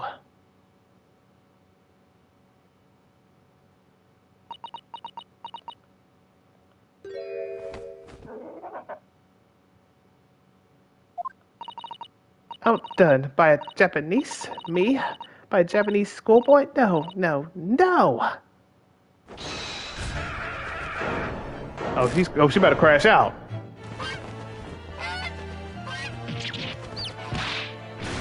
Oh yeah, she out there. Yeah, she out there screaming. Ah! She out there doing all this stuff. She out there just screaming her heart out. They got so many birds out here, bro. How many birds you got?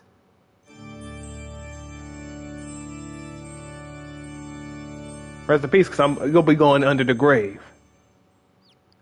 We got the birds right here too. The birds are right there. The birds is just right here. Yeah, she's kind of cooked. Please excuse my little outburst. I briefly lost my composure. Most unbecoming behavior for an English gentlewoman. Forgive me. Well, Miss Brett, I think it's time you told the court what actually happened that day. The truth this time. Gladly, Your Excellency.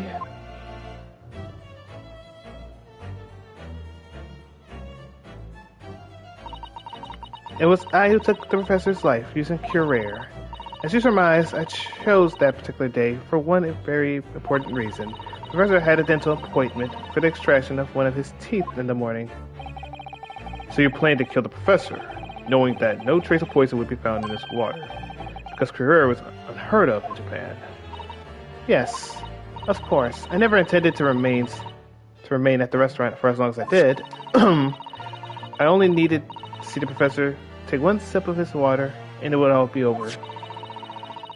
I would place the steak I had ordered in front of him to make it appear that he's been eating the diner alone, and leave immediately. However, before any of that happened, there was an unexpected visitor at the professor's table. That would be me, I suppose. Yes, you. Who else? Such a trifling matter, but the fact that you decided to come over here to greet the professor meant that I had lost my chance to slip away unnoticed. In due course, the professor took a sip of his water and was paralyzed. Made sure he was sitting in his chair in such a way that he wouldn't fall. There was no going back at that point, so I concocted a plan on the spur of the moment. A plan to pin Dr. Wilson's murder on this innocent man. I happened to know that the professor always carried a gun. I decided to use the fact that to my advantage. I had the bottle of Career in my handbag, and my own pistol concealed under my skirt. Exactly like my point. You could have had it in your skirt, or you could have had it in your daggone hat. Under your skirt? So I was right. There was 2 guns. Yes. And then I finished my coffee and got up to leave. That's when I noticed the professor's gun, which you had presumably placed on the floor.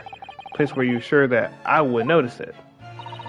And everything went according to plan. You noticed the gun as I intended. And then, just as you bent down to pick it up,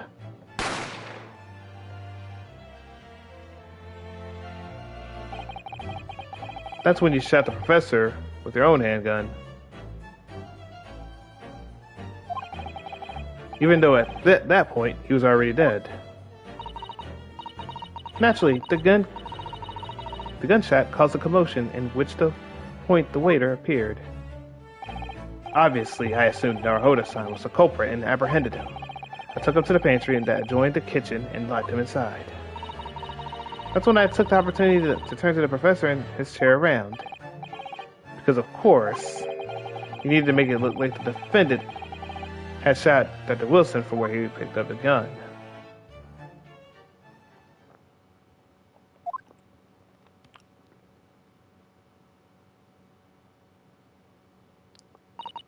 So, there you have it.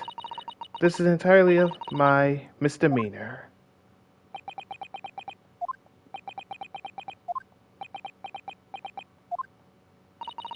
Your Excellency. Yes. I wonder. Might I speak with you in private later? I shall call on you. Thank you. Good day then, everyone. I hope you can forgive me, Naruhodo-san. You don't want to show your eyes or nothing?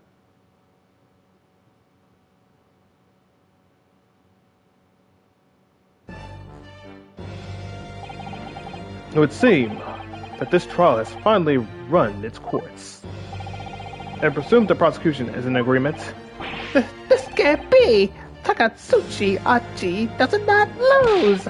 Until the likes of this rookie student! You'd better start getting used to the tough opposition. Ryunosuke Naruhodo! Well, yes? This insult to the Achi family name will never be forgotten. You become conceited with age, Counsel, but the old has to stand aside and make way for the new. It's the way of the world. May you never forget that. What the? My hair!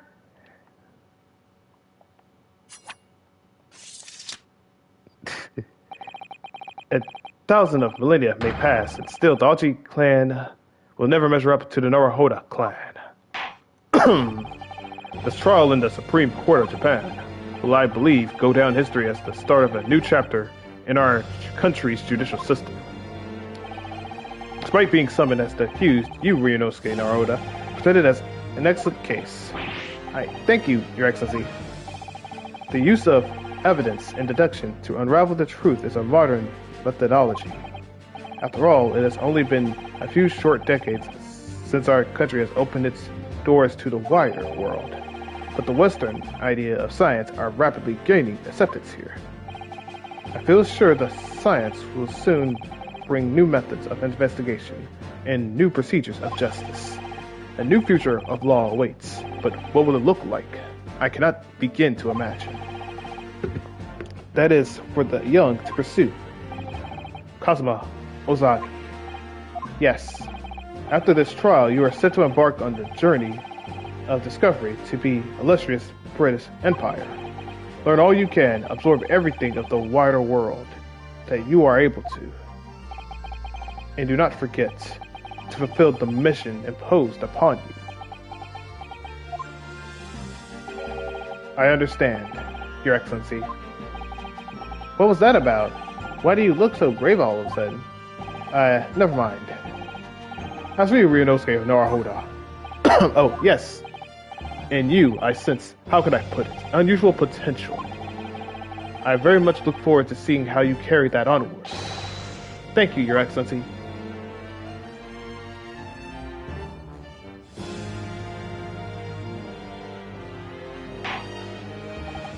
It is time to deliver the final verdict. I hereby find the defendant, Ryunosuke Naruhodo, not guilty. Yeah, he's still flabbergasted about it. He's still out there like, the entire time. But luckily, I rest my case. This court is now adjourned. Let's do it. 22nd November, 2:46 p.m. Supreme Court of Judicature, Defendant's Antechamber 5. I can't believe it. I can't believe what happened. I made it. I defended myself and made it through that horrendous trial. Ryunosuke, you finally pulled it off. Congratulations. Well, I couldn't have done it without you. Thank you, Kazuma. No, it was my pleasure to watch you at work. So, you owe me an extra large sukiyaki from the place on Yume University Street. Don't forget. Is this a girl or the guy? I don't know. I'm just saying in regular voice though. Good afternoon. All your hard work has certainly paid off. Oh, it's the girl. Congratulations to both of you for proving Naruhodo's son's innocence. Ah, our trusty judicial assistant. You worked hard for the result, too, you know. Oh no, I didn't do anything. Thank you so much. If we hadn't had that research report of Miss Brett, I don't know how things would have turned out. Your kind words should really be for my father. I was simply doing as he asked. It was his idea for me to go to the university and investigate. Your father? Oh yes, of course. Forgive me for my intruding on the court's proceedings, Your Excellency. Sato Mikatoba, Judicial Assistant to the Defense. Speaking of Mikatoba... Ah, there you are. I believe congratulations are in order. I'm King. Naruhodo, you did an excellent job. Thank you, Professor. Oh no, it is I who should be thanking you. After all, your efforts exposed the true criminal that took the life of my good friend. Good friend? Oh yes, you mentioned that before. It was you who actually invited Dr. Wilson to Yume University, wasn't it? Yes, that's right. Professor Mikatoba studied overseas with him. He went to study forensics medicine in Great Britain. Presumably that's when you met Dr. Wilson. Exactly. In those days, we worked together in the same hospital. Oh, you worked together? I've never heard of you mention that before. Well, it was a long time ago now. Besides, it's your turn, Osogi. Great Britain is a magnificent country. It leads the world. In science, medicine, engineering, culture, and of course, in law. Watch and learn, my boy. See what's happening in the world's largest melting pot. I will. I'll learn all that I can. I swear on this, the spirit of the Sogi clan. You're not taking the sword of Great Britain, are you? Of course I am. A Japanese man's katana is a soul. This blade shows me where I need to go. and cuts down anything that's in my way. Yes, I've definitely seen how sharp it is already with my own eyes. That reminds me, what happened to the woman? To Isabel Brett, I mean. After all, she's guilty of the murder. Ah, yes, her. It's not easy to tell you this, but... What do you mean? Surely she's going to face trial herself now. She's a true couple after all. She will be leaving Japan in the very near future. For Shanghai. What? Shanghai? Isabel Brent will not appear in court again in this country. I'm certain of that. What? But why not? Is the girl talking? It's a matter of consular jurisdiction. Oh, it's in that. Inspector Hosonaga. It was a hard-fought battle in the courtroom today. Very impressive to watch. I must congratulate. But what's all this about consular jurisdiction? We cannot try this particular foreigner for her crimes here in Japan. What? We can't try her? But then, who? Who's going to bring her to justice? A British consular court will hear her case, somewhere far away, where our voices cannot be heard. But why a consular court? Professor, I simply don't understand. I thought consular courts were a thing of the past now, that we signed the friendship treaty. Yes, in normal circumstances, you're right. Then, so long as this isn't a serious incident of a highly political nature to our respective governments, they can't invoke and consular court just like this or that. Oh, can't they? Yes, she's a student, but it doesn't justify our governments making secret agreements about her fate, does it? Something strange is going on. So Miss Brett can't be held accountable for her actions here in Japan? If that's the case, that is stupid, bro. If that's actually a thing in IRL, I'm sorry, that's so stupid. I'm afraid that for the young students. Today's trial was nothing more than a game all along. There was never any danger coming up for her. I don't believe it. But yeah, for you would get obliterated though. That's crazy work. The British government's Foreign Affairs Ministry has demanded that we hand over custody of Miss Brett. They're obviously taking this case of a foreign student committing murder very seriously. But it's all going to change from now on. We can make it change. This is the time of great turmoil, this new era heralded by the start of the 20th century. One day, I have no doubt, that woman will receive the judgment she deserves. Yes, change is coming, and we're the ones who's driving it. Well, I think that's enough seriousness for now. This evening calls for a celebratory drink. But Professor, you're right. There's no time for the gloomy faces. We should be celebrating Ryunosuke's not guilty verdict. Let's start having some fun. In that case, might I suggest the Carnival? As the head waiter, I should be delighted to provide you with ample food and drink. You're a detective, Hosonaga-san, aren't you? Let's not worry about the details for now. To La Carnival, will you accompany us, Professor? Of course. The Carnival's food is second to none. I shall go and attend to paperwork for Naruhito-san's release. Oh, yes. Thank you.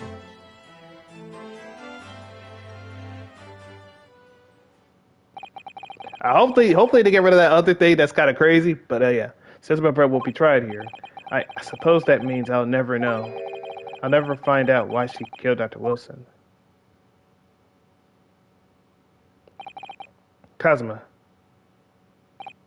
Yes, Ryunosuke. I just wanted to say thanks again. That's all. You really saved my skin today. Ha ha ha ha. I didn't do anything. You were the lawyer in there, weren't you? The defense was all your work.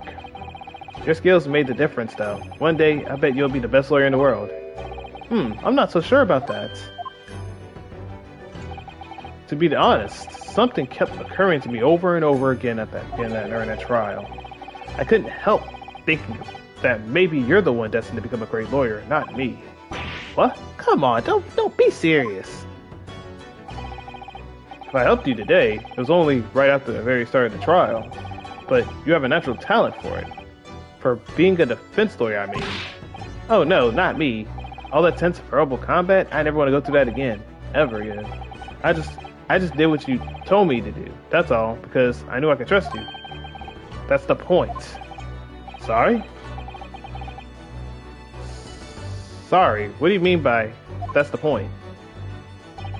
Listen, Ryunosuke. Do you know what the most crucial weapon is that any lawyer needs in order to win? Knowledge of the law? No, the ability to believe. To believe? To believe what? A defense lawyer has to fight for his clients. He has to believe in them at all times. Like you believed in me when you said, didn't do it. I'm human, just like you. I don't have some superhuman ability to know the truth.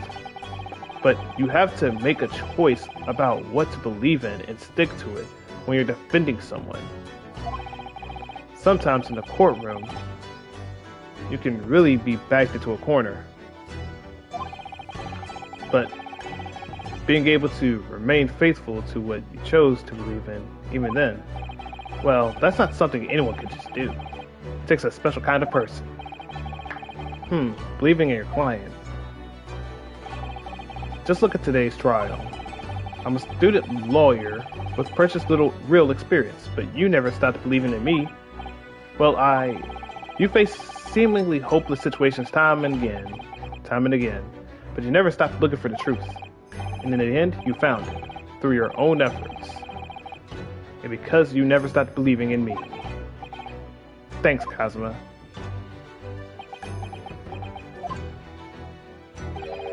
There's something I want to ask you, actually, Ryunosuke.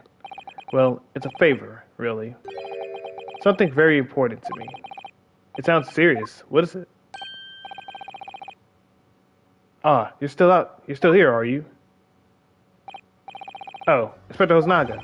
I arranged some rickshaws for us. Let's go. Thank you. We'll be right there. Let's go. Let's pick up this conversation again later. We should be celebrating right now. Your first court victory. And your study tour to the Grand Britain. Don't forget. Oh yes, that too.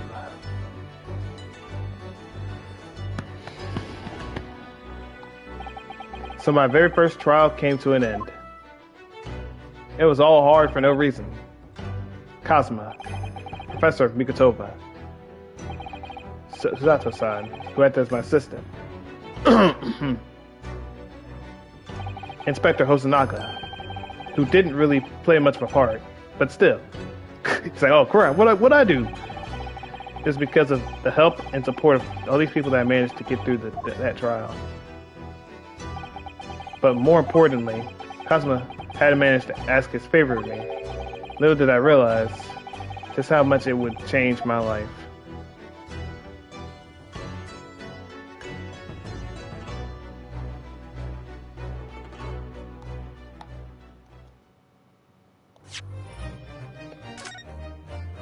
And we are going to stop it here. Oh yeah, y'all already know how it's gonna be, chat. It is going down. We are now at episode 2. So yeah, we are going to stop it here. Because it is obviously the best thing to do. And who the heck is this? This Sherlock Holmes wannabe, bro. This dude, look, he wanna be Sherlock Holmes. But yeah, y'all, we're gonna stop it here. I will see y'all tomorrow. I gotta hurry up and do I gotta do Marvel Rivals. I'll see